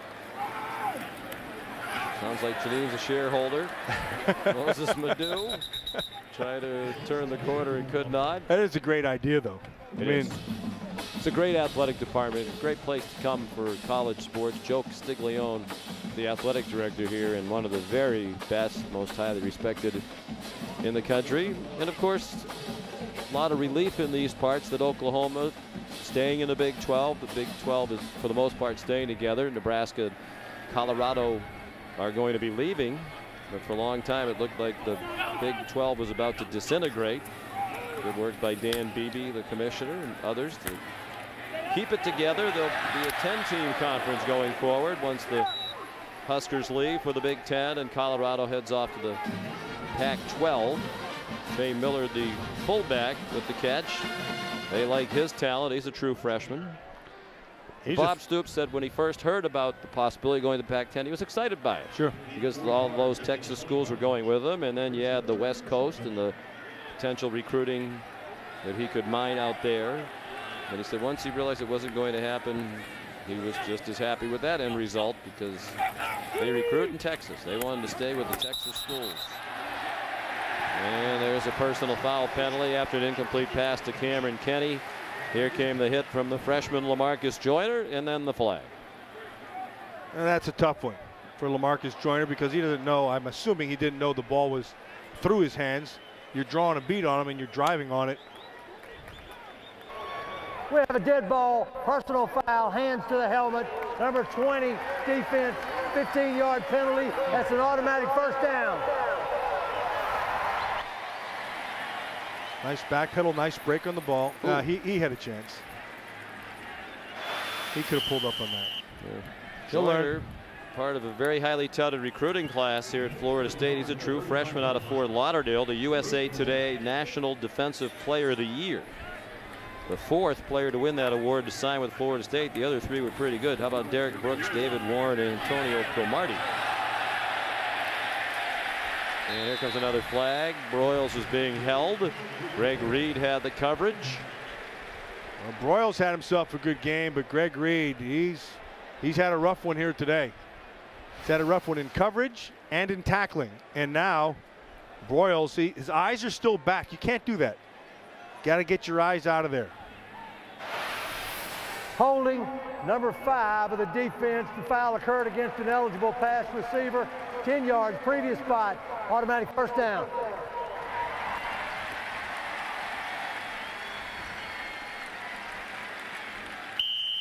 Mark Stoops still working hard on that far sideline.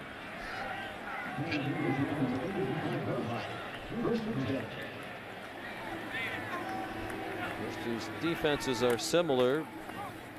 Some of their base schemes. Ryan Broyles pushed out of bounds. That might be another flag. Yes, it is. That should have been. And it's Reed again. And I think he might get the hook here from Coach Stoops. Well, they're picking on him now, and Broyles wants him.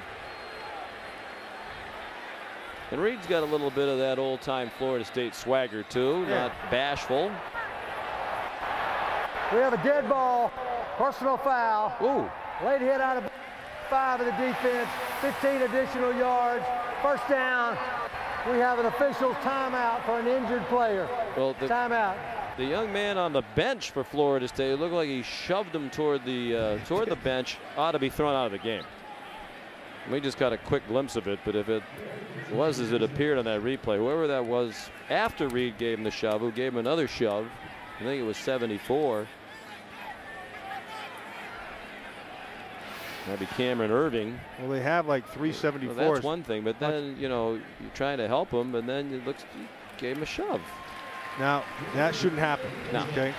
That shouldn't happen at all. But go to the locker room, son. But I'm going to tell you a little secret, okay? In the old days, now don't tell anybody this. In the old days, that was an old Raider rule, okay? The old Raider rule was if somebody ever came into the sidelines, you never let him get out of there without taking some kind of little extra. Really? Oh yeah, yeah. And did those you never let him get flagged, back, or did you just get away with it? You learn how to do it. You learn how to do it. But I mean that's you don't do that. Well, you were part of one of my favorite extracurriculars ever, because growing up a Patriots fan, I was happy when they beat the Raiders in a big playoff game. Oh, I remember that. And then I think you inadvertently hit the general manager of the Patriots with your helmet on the field after the game. No, it was not a helmet. And it was not? No, they tried to claim that. It was a perfect right cross. Yeah, perfect right cross. However, I did get hauled in front of a triumvirate in that one, and that cost you some cash? It did. It did. And but they did determine that I didn't hit him with a helmet. Yeah. And that was pretty obvious, because I remember seeing a picture after your helmet's down by your side and your hands kind of following through. It was Patrick Sullivan. It was a little. Why were you so upset? Just because you lost, or did he say something that aggravated you? Well, actually, here's what really happened. What happened was he was talking to Howie Long the whole game. Howie Long, of course, the Hall of Fame player. Howie's about 6'5", maybe 275, and I thought he was going to beat Howie up. So I came to his rescue. That's what I'm going with. That's a good story. What do you think? No wonder you got fined. Believable? No, that's why you didn't get away with it. There's Moses Madu again for Oklahoma. 3-yard gain. We checked in with Robert Flores, a real gentleman who never hit anybody after the game. That's true. Coming up, ABC after football, NASCAR Sprint Cup Series in Richmond. Clint Boyer holding on to the 12th and final spot for the chase for the Cup. The final race before NASCAR's playoffs. Coming up next on ABC. Yeah, I like his chances. He'd have to have a real rough ride there, Boyer, and then others would have to have a good day. I think Boyer's going to make it. And then the chase starts, correct? Then the chase is on. It's a great time for those of us who love racing.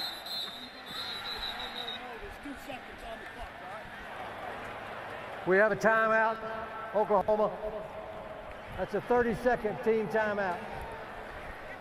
And I know he's in great shape, because I was watching Mike Massaro. I watch all the racing programs on ESPN. And I watched Mike Massaro the other day, and I believe he was on Mike and Mike. And he was saying, you know, Boyer, he'd have to have a tough day, and Ryan Newman would have to have a great day. And I know that you concur with that. Absolutely. You've run all the numbers on the different possibilities, who has to finish where. Take it from a guy who loves to ride his backhoe. Yes, you do. Exactly. I think if you put that Sooner Schooner in the chase there, they might have a shot. But Boyer, all he needs to do is 28th or better. You know, just keep going left. Keep it on the tracks. Keep it out of the the infield, stands. And Ryan Newman is the best chance. Jamie McMurray, you know, it seems like Jamie McMurray's had a great year. You look up, he's won some big races, and then he's not going to be in the chase unless something really big happens today. I'll be tuned in.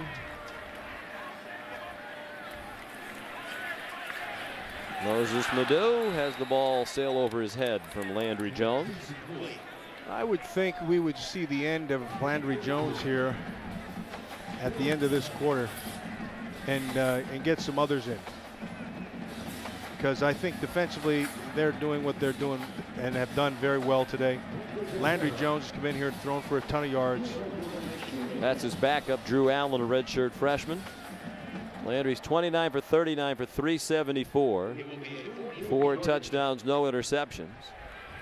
There's Patrick O'Hara. Made a 39-yarder earlier in this quarter. This is from 44. needs the hook.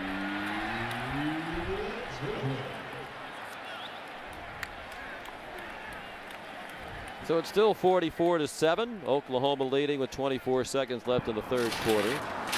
Take a look at today's good hands play brought to you by Allstate. Well, it could have been a number of them all day long, but Cameron Kenny has an outstanding catch. Good job of keeping his feet in, body in, and you know, it comes down with the touchdown. But if you're going to go with the one hot hand all game long for Allstate, Kenny did a good job, but I'd have to stick it back on the quarterback because Landry Jones had a hot hand all game long. Well, of course, it's the catching part. I understand, but I just wanted to change it. Chris Thompson corralled by Tony Jefferson.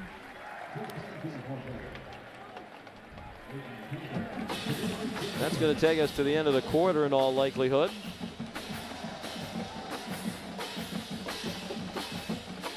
Oklahoma led 34-7 at the half. They've scored 10 unanswered points in the third quarter, which has now come to an end.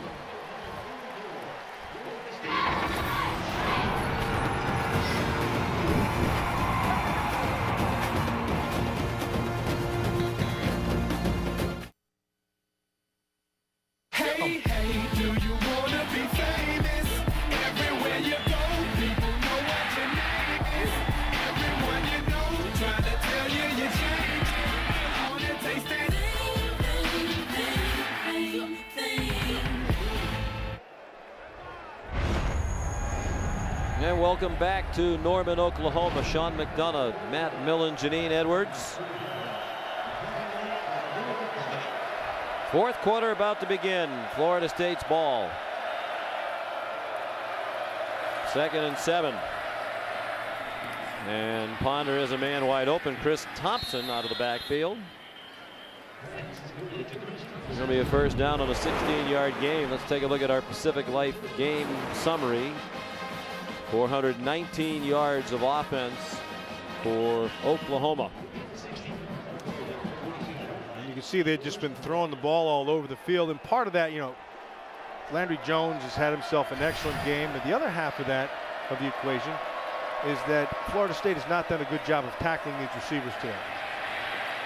Ponder short over the middle for about a 3 or 4 yard gain. Good tackle by Travis Lewis as he took down Chris Thompson. Might be the end of the day for Landry Jones. Interesting, we talked to him the other day. Artesia, New Mexico. How'd you wind up at Oklahoma? He said, well, had some relatives out this way, but took a lot of trips. And my dad told me, when you get to the place, you'll just know it. It'll feel right. And he liked the campus, liked the coaches, liked the fact that this is a college town, but there's also a big city right up the road in Oklahoma City if you want to go experience that. As we saw on the graphic, too, 10 penalties against Florida State today. We have illegal substitution. There are 12 men in formation for more than 3 seconds. Defense, 5-yard penalty, still 2nd down.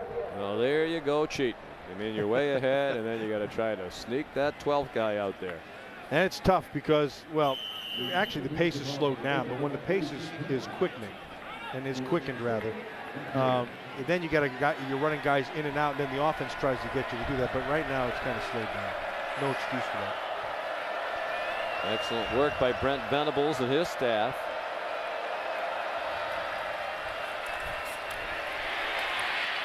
Ponder with flags down to the secondary, throws incomplete.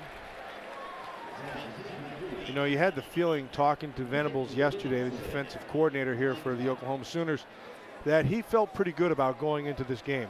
And they, after watching the tape and seeing what he was up against. Number 28 of the defense, that foul occurred against an eligible pass receiver, 10 yards, previous spot, automatic first down.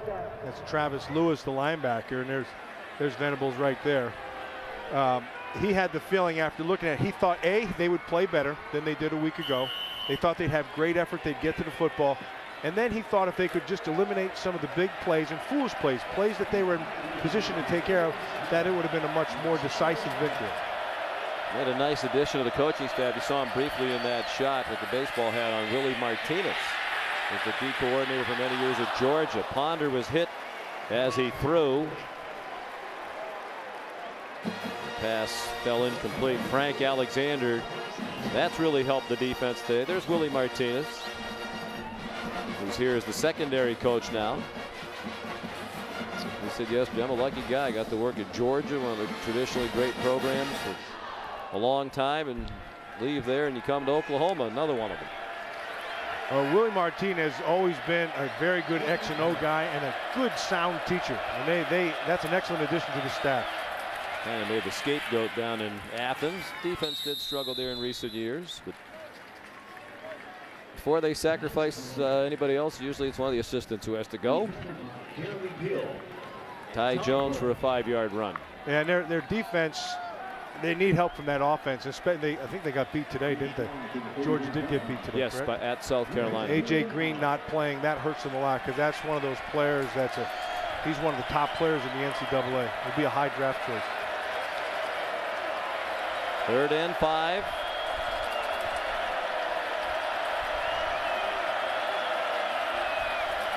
Ponder now 11 for 28 passing for 113 yards. And under duress and taken down. If you're Jimbo Fisher, would you think about getting Ponder out of the game now too? I mean, the result's no longer in doubt, and you don't want to get this guy hurt. Although they do have a good backup in E.J. Manuel, but you don't want to play with the backup all year long. Yeah, well, it's at that point, Sean. They're down. You're down a bunch here. You'd probably give them the hook, let the others play. This is one of the worst losses in school history. 49 points, their biggest defeat to Florida back in '73. 52-yard field goal try now by Dustin Hopkins. He has more than enough leg to make it. Wow. And it is good. That was a rocket with the wind. Plenty of room to spare. 44-10. The comeback is underway.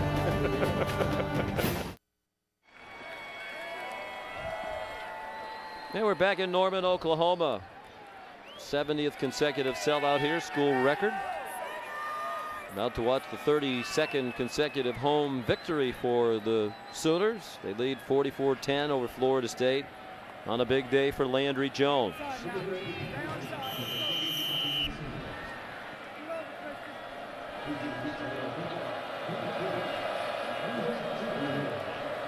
Dustin Hopkins, after his field goal, ready to kick off with the wind. Brennan Clay, the true freshman, and Moses Madu, the senior, back deep.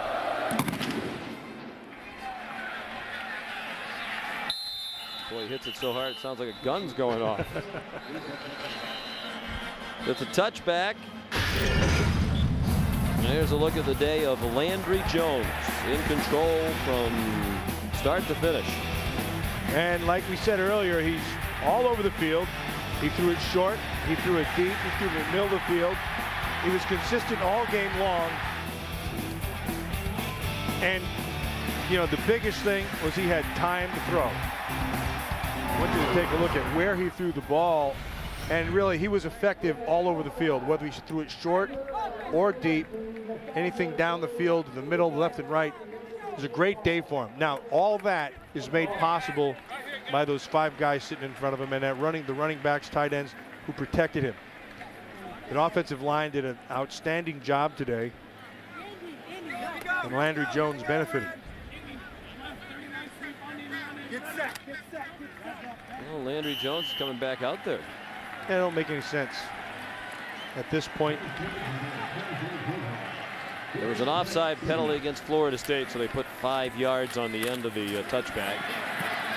Oklahoma gets it at the 25 instead of the 20. Murray gets 5 more. Kind of surprised he's still carrying the ball too. Let's check in with Robert Flores in our Times Square studio in New York. All right, Sean, right now on ESPN, Ja'Cory Harris finding Chase Ford, and Miami scores a touchdown. Unfortunately for Harris and the Canes, he's thrown 4 interceptions. They're still down 36-24. Sean. All right, Robert, thank you. DeMarco Murray carries again for Oklahoma. Gets banged out at the 38-yard line. That's a first down. You know, going on the road to some of these places like Norman, Oklahoma, Columbus, Ohio, Tuscaloosa, Alabama, those are tough places to win football games. Murray again. Looks like they're even speeding up the pace again here. Well, I mean, they're I guess playing like they want this first offense to get more work in. That's probably what he's doing, but I would, well, I'm not the head coach, so I think it's time for others to be in here right now. Get the second, get the other guys in here. We have DeMarco Murray with a history of injury. And he touches the ball 3 plays in a row after 35 carries last week. Here's Trey Millard, freshman fullback, for a yard.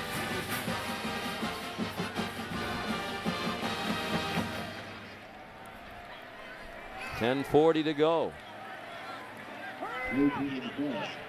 Bob Stoops was talking about the pluses and minuses of playing a game like this early. He started to think maybe the way to go is just, load up on cupcakes in the non-conference.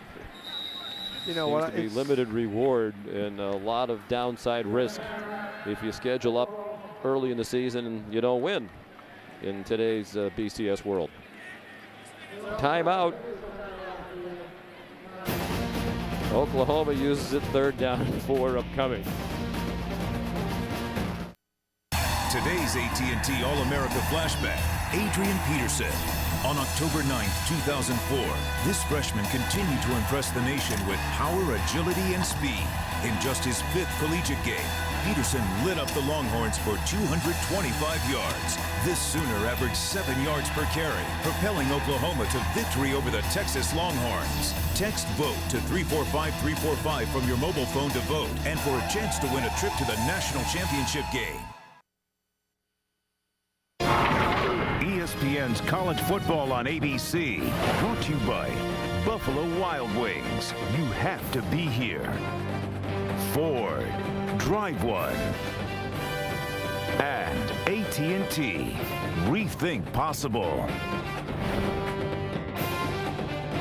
Just up the road in Oklahoma City, the National Cowboy and Western Heritage Museum, focusing on the history, art, and culture of the American West.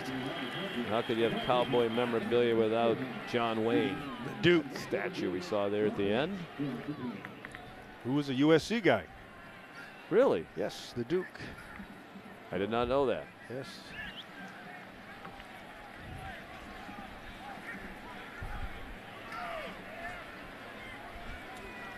Well, as this game cranks briskly along, Jack Childress was over talking to the replay folks. Apparently there's some question about the number of timeouts remaining for these teams.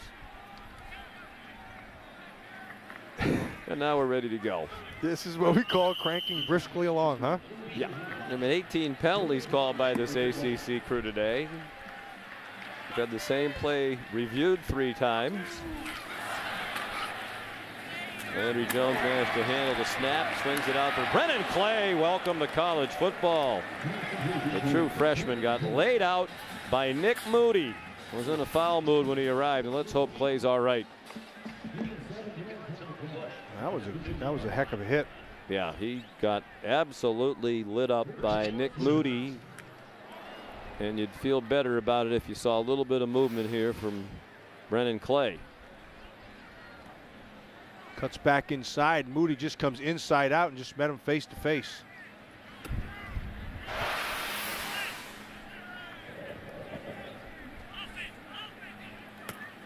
Very highly touted prospect, Brennan Clay.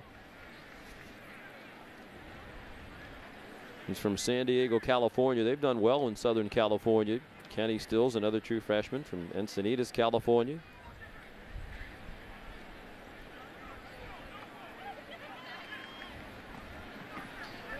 Mentioned he's going to be a hybrid player here. You can understand why in high school. We have an official timeout on the field. Brendan Clay, as a junior, rushed for 1,000 yards plus and had more than 1,000 yards receiving in the same season. The only player in the history of California ever to do that.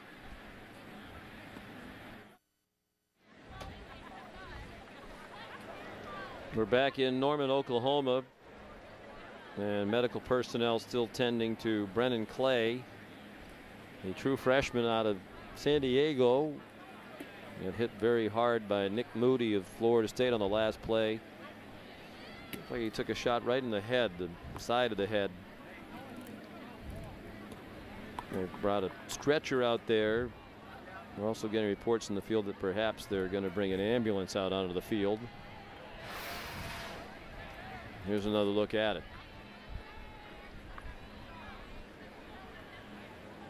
I mean, a nice, it's a nice clean hit, face up, right through. He got his head down.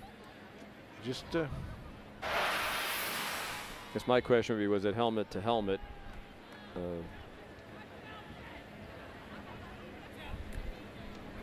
Moody concerned, as is everybody. You can hear a pin drop in the stadium right now. And Janine Edwards is down on the field. What can you tell us, Janine? Well, guys, Coach Bob Stoops did go over to his injured player, and he leaned over him and he said, we just need to check out your neck and make sure your neck is okay. He said, you hang tight. And then the trainers who have been evaluating him since he went down have just asked him to move all of his extremities, and he was able to lift both legs and both arms, and that's what I've been able to see so far. Well, that's great news. And a lot of times, Matt, as you know, you've been around this game for a long time. In situations like this, they're going to err on the side of caution and make sure, absolutely sure, that the young man is okay. Keep him mobilized and take him to the hospital to check everything out. But that is a very good sign if Janine's been seeing movement of the arms and legs. You know, Sean, along that line, the medical attention that is available in these games is so much better than it used to be. I mean, it's not even close. And they have, they have all the top-notch people right here. They do a great job of getting in there right away and assessing things and the triage and all that stuff that goes on. And you saw a marked difference in college football probably about 20 years ago, and it carried over into the National Football League. And I think medical staffs in general do a great job down on the field.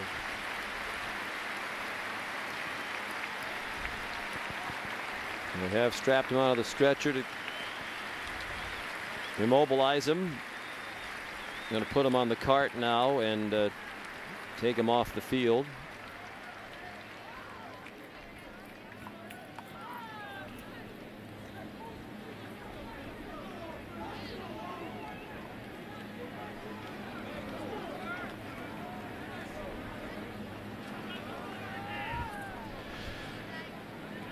You know, Sean, one of the toughest things for a player is when you're in the middle of a game and something like this happens and you watch the guy sitting there and knowing that, it could be any one of us. And then you have to watch him go off, you pat him on the back, he's in your mind, and then you got to turn around and play again. That's one of the toughest things. You kind of have to flip a switch and kind of ignore that it never happened and keep on going and hope everything's fine with him. Ladies and gentlemen, let's hear it for Glenn Clay.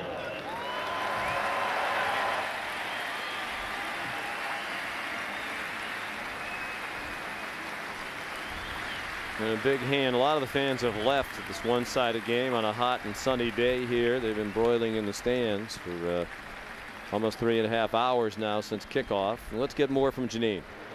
Well, guys, Coach Bob Stoops just did come over to me, and he said, we have been talking to him. He is responding to us. He is responsive, and that's the one thing that all my players need to know right now. He is responding to us. They're taking him to the ambulance, and they're taking him to the hospital.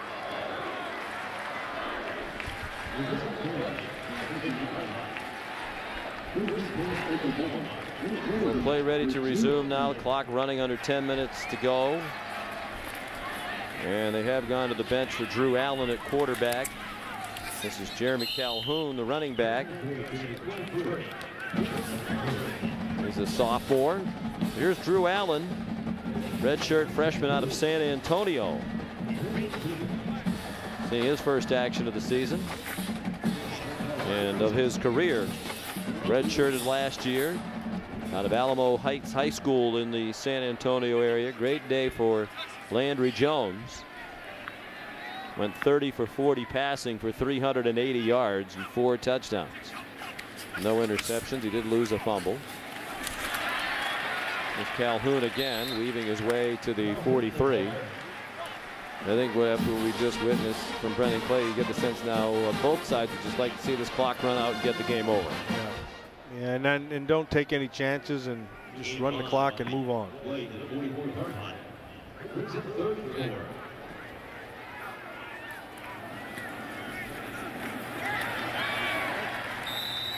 Calhoun again, and a first down inside the Florida State 40-yard line. Christian Jones, a true freshman linebacker, made the tackle for Florida State. He was a very highly recruited defender for the Seminoles. Well, much better week. Last week, 47% against Utah State. Today, 30 out of 40. 75. Good for you. They're so proud at Penn State right now. Very much. Our crack statistician, the legendary Marty Aronoff, best man I know with numbers, another product of Penn State. Calhoun again. So the day's likely over for DeMarco Murray as well. Rushed for 51 yards on 16 carries. Murray also had 4 catches for 52 yards. I think the bigger picture overall for the Oklahoma Sooner offense really was the offensive line. That first group did themselves proud today. They protected extremely well, opened a lot of holes inside to run when they did want to run. A very solid offensive performance by that O-line. Trey Franks, another top recruit, true freshman out of Orange, Texas, made the catch. Short gain. There's DeMarco Murray. 103 total yards between the receiving and the rushing. Scored a couple.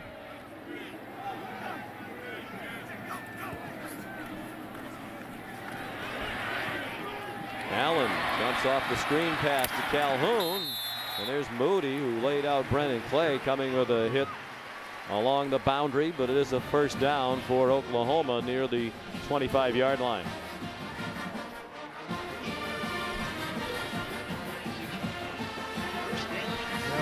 They'll just keep on running the football, and if they are going to throw, it'll be something short like that, or screens underneath, or that type of thing. Just want to move this clock.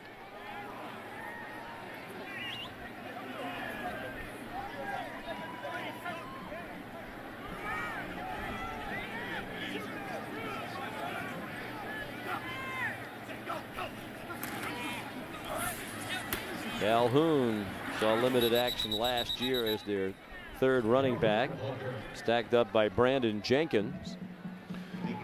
So Sean, if you're the Florida State Seminoles and you're Mark Stoops, you're the defensive coordinator, there are going to be some things that you learn from this game. There'll be some things that you learn, what you're deficient at. Now this was a real test, a real live one, and so they haven't been able to rush the passer. That's hurt them, and without really bringing a fifth guy or without scheming it.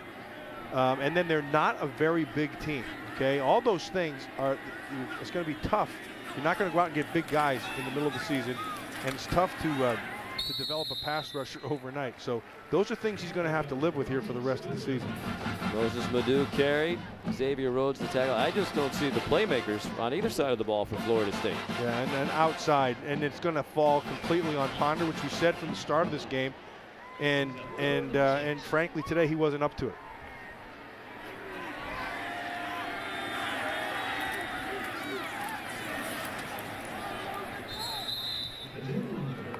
Moses Madu again, tackled by Anthony McLeod.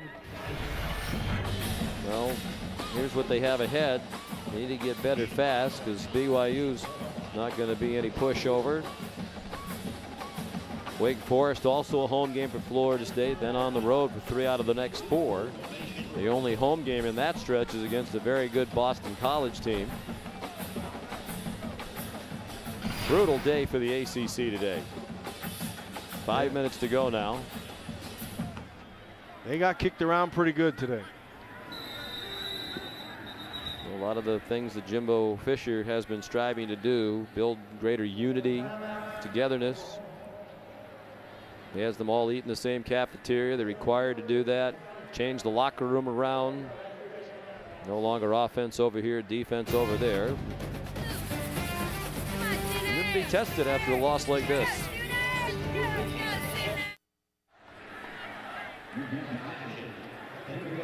This is the 15th play of the drive now for Oklahoma. They've used up over 7 minutes off the game clock. A 38-yard attempt for Patrick O'Hara.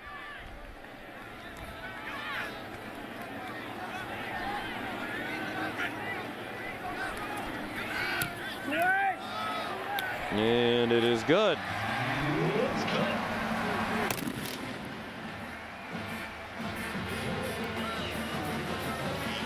Well, we're just a few minutes away from the kickoff over on ESPN. That big matchup. Coaching Giants Joe Paterno and Nick Saban. Paterno's Nittany Lions ranked number 18. And Saban's Alabama Crimson Tide #1 college football prime time presented by Hampton Hotels tonight, 7 Eastern on ESPN. What do you look for in that one? Well, we talked a little bit about Penn State and the offensive line, and it'll fall on them. But when you look at what Alabama has, and Greg McElroy, who's really turned into a top-notch passer, and then Ingram's out and probably won't play. But Richardson, he is a heck of a player. And so I would expect that you'll see plenty of offense. I think Penn State's, Tom Bradley, he'll play a lot of that cover 3 and kind of try to slow him down and not give up some big plays. It's still going to come down, to me, it's going to come down to whether that offensive line for Penn State can give Bolden any kind of time. And we'll see in just a few minutes on ESPN. Meanwhile, here in Norman, better than 85,000 on hand to watch Oklahoma alleviate some of the fears of their fans after a squeaker last week against Utah State, a team that won 4 games last year and was a 34-point underdog. Yeah, and they also gave some Florida State fans some of their own problems. Yeah, because they've exposed some things, and like we talked about, no playmakers on offense, which is a tough one, and you can't generate a pass rush on defense. That's tough. You go against a kid like Landry Jones today when he had that much time to throw. He tuned him up to 380 yards. So I think the key for Jimbo Fisher and his staff is going to be keep recruiting. It's obviously you don't have the stud, talented playmakers that you're so used to seeing in Florida State uniforms in years gone by. Here's a great example of their good recruiting. Joyner, the USA Today Player of the Year in high school last year, but he didn't get very far with that kickoff return. Excellent coverage. Sam Proctor took down Joyner. It will be the end of the day for Christian Ponder, and here comes E.J. Manuel. Played half the game the second half last week against Samford, as it was 42-3 at the half, so he came in and did a very good job. Sophomore out of Virginia Beach. Went 10 for 13 last week for 129 yards. He was the starter at the end of last season when Ponder went down with the shoulder injury, and E.J. led him to a 3-1 record, including the emotional win in the Gator Bowl, Bobby Bowden's last game against his old team, West Virginia. Manuel was the MVP of that Gator Bowl. In games like this, I remember things that come back to, like Coach Paterno used to say all the time, that things are never as bad as they seem when you lose, and they're never as good as they seem when you win. And that is so true. And so Florida State will go back, they'll watch this tape, they'll learn from it, and hopefully they'll get better from it. There are some inherent things that they're going to have to try to overcome, but that's on every football team. It's a long season. The biggest thing is to get better week in and week out, and that's what they'll go back to work on. Ty Jones lost the football, picked up and advanced by the Seminoles. Aaron Colvin knocked it out, a true freshman backup cornerback. Billy Halstead, the wide receiver, able to pick up the fumble, take it out to the 30. They might want to put this one in the playbook. They're one of their best plays of the day. Yeah, Colvin put his helmet right on the ball and popped right up, and Halstead did a good job of advancing it. 14-yard gain. Taking down to 3.5 to go. Manuel, another guy with good size. He's 6'4". Slipping a bit as he tried to escape. Delivers a stiff arm. Goes out of bounds near the 35. So Oklahoma, mentioned Bob Stoops debating the wisdom of the tough out-of-conference schedule. He has it this year. Air Force, a very good team. They'll be in here in a week. And then they go to Cincinnati, the defending Big East champs in a BCS bowl game last year. And then their conference schedule starts with Texas. Not a bad Texas team either. That team, that's going to be a good game again, like it always is year in and year out. And you can forget anything that happened in previous weeks. Bob Stoops has won 6 Big 12 titles in his first 11 years here. And impressively, he's done it with 5 different quarterbacks. He's very proud of that, as he should be. Well, he's done a great job, and he's done a great job of recruiting. They do a good job here academically with the student athletes. And the thing that impresses me is, I've been around, a lot of different guys from different schools, but rarely do you run into an OU guy who's not a good guy. Most of these guys are really good, solid guys. Good throw by Manuel, and Willie Halstead runs away. And I guess he was still on his feet because the ball's out and there are no whistles, and Oklahoma has it. Recovered by Gabe Lynn, the backup cornerback. I see a replay review in our future. Just what you want in a 37-point game with 2:21 to go.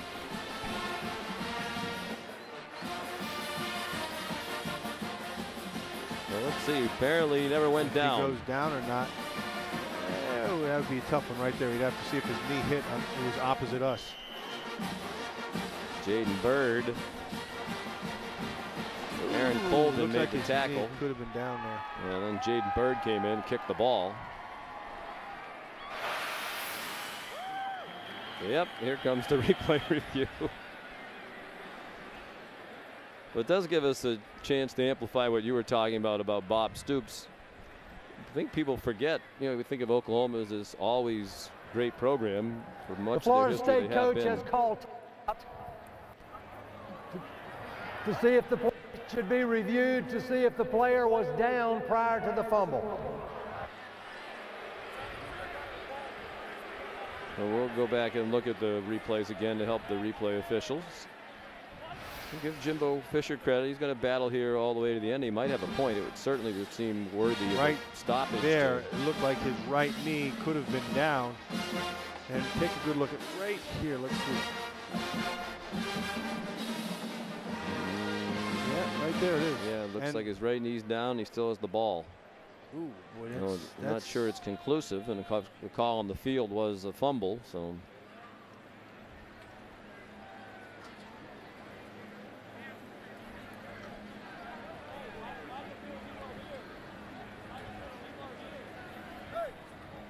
I would say this. I would think about 95 times out of 100 he would have been called down on a play that looked like that.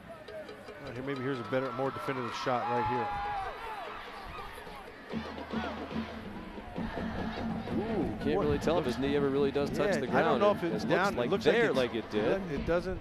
I don't know. It looks to me like it's not down. It looks like there's space. Yeah.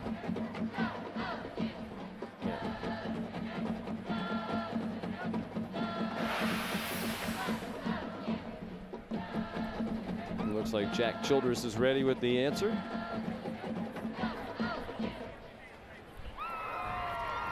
After further review, the call on the field has been confirmed. The runner was not down. He rolled over a player and then fumbled. The ball was recovered by Oklahoma. That is a charged team timeout to Florida State. That is also their challenge for the game. That is the first timeout. Confirmed might be a strong word. It correctly shows 2 timeouts remaining, Florida State. I think Jack's, a little testy now after a long day on the field. He didn't like Florida State stopping that, apparently. I wouldn't say it was confirmed. There wasn't evidence to overturn it, but to say it definitely shows the call was right is a little strong. We're talking about Bob Stoops. They were in a really low period when he got here. They hadn't had a winning season in 5 years. They hadn't been to a bowl game in 4 years. It's remarkable the job he's done against that backdrop, and how quickly he did it. He won a national championship in his second year here. Back in the end of the 2000 season. Been to 7 BCS Bowls. Those who want to nitpick say the record isn't very good, but 7 in 11 years is a record most schools would be happy to take. More Big 12 titles than anybody.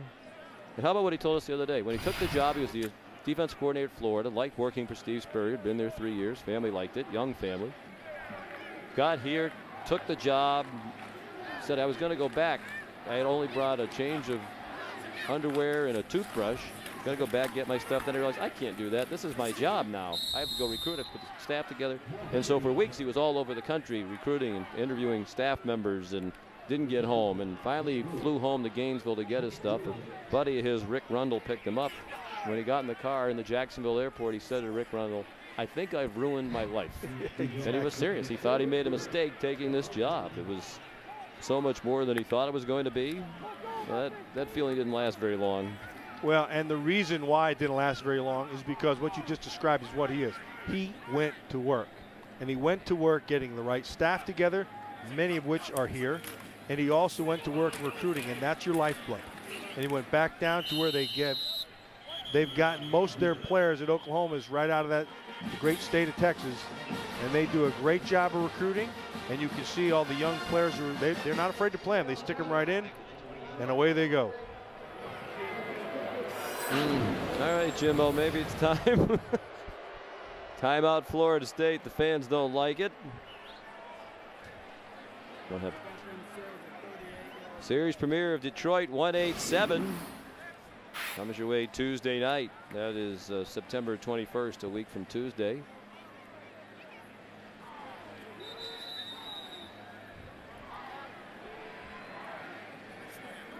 I know Christian Ponder has to be really disappointed, Matt. Obviously, you're going to be disappointed when it's a game like this, but you could tell he was very sincere. He really believed. He said this team is as together as any since I've been here. Last week we played about the best team game, all units contributing, everybody on the same page.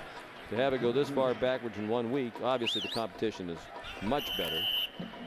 Well, the season's not over, and the season, I mean, they've got a lot of year to play, and a lot of good things can happen. They're just going to have to go back and figure out where they're at and how you get around some of your deficiencies.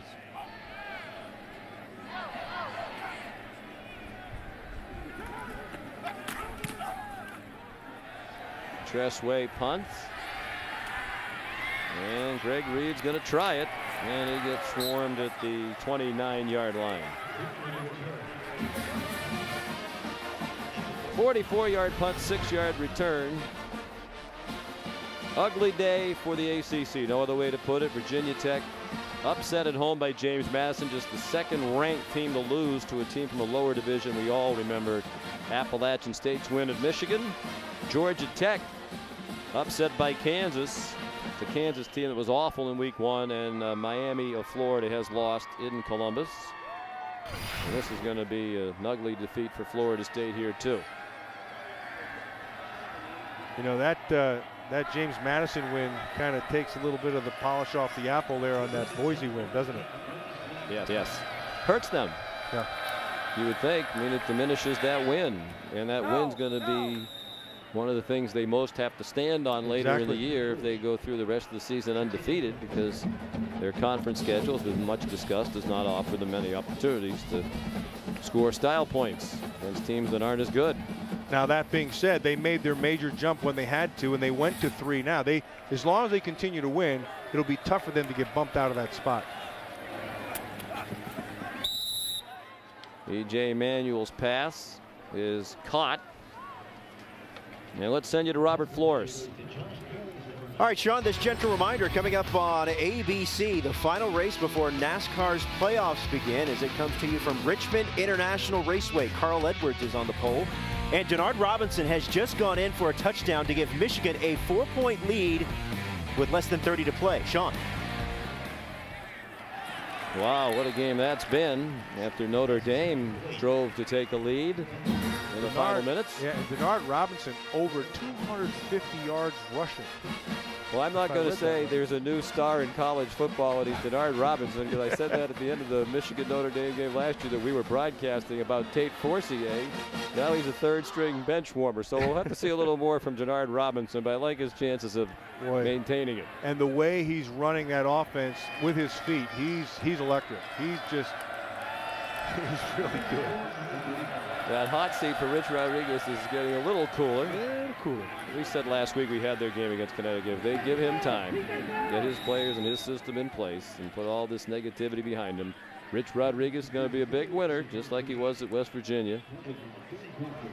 18-yard gain on the pass to Josh Gary's.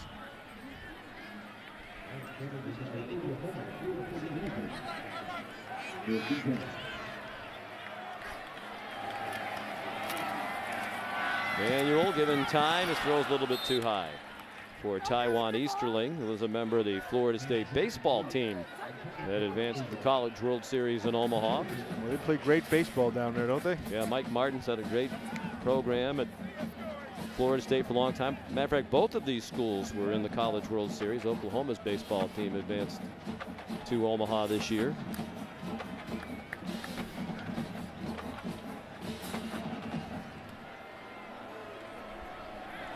The guy I wanted to see play baseball, Kobe McDaniel of Florida State. The defensive lineman, there's an incomplete pass. A 300-pounder. 300-pounder, and he hit .589 as a senior in high school and got drafted by the Milwaukee Brewers. Imagine seeing a 300-pound guy up at the plate. How'd you like to see him stealing home? Block the plate. No, you block the plate. He told us he was on the baseball team for about a week at Florida State, then realized he really couldn't do both. Kobe McDaniel, 298 pounds. Drafted in the 33rd round, 2009.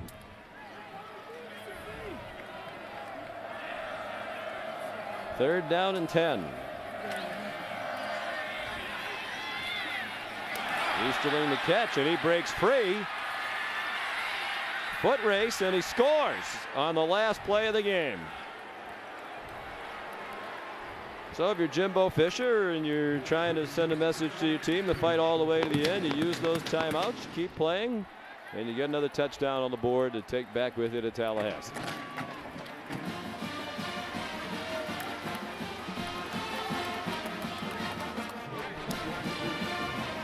I don't think Stoops was particularly amused by this. No. Are you a little surprised that they used no. the timeouts? Well, the timeouts, yeah, but I mean, you got to try to score. I mean, I understand that part. 47-yard touchdown. Dustin Hopkins, the extra point, and it is good. And that accounts for the final margin. Oklahoma 47, Florida State 17.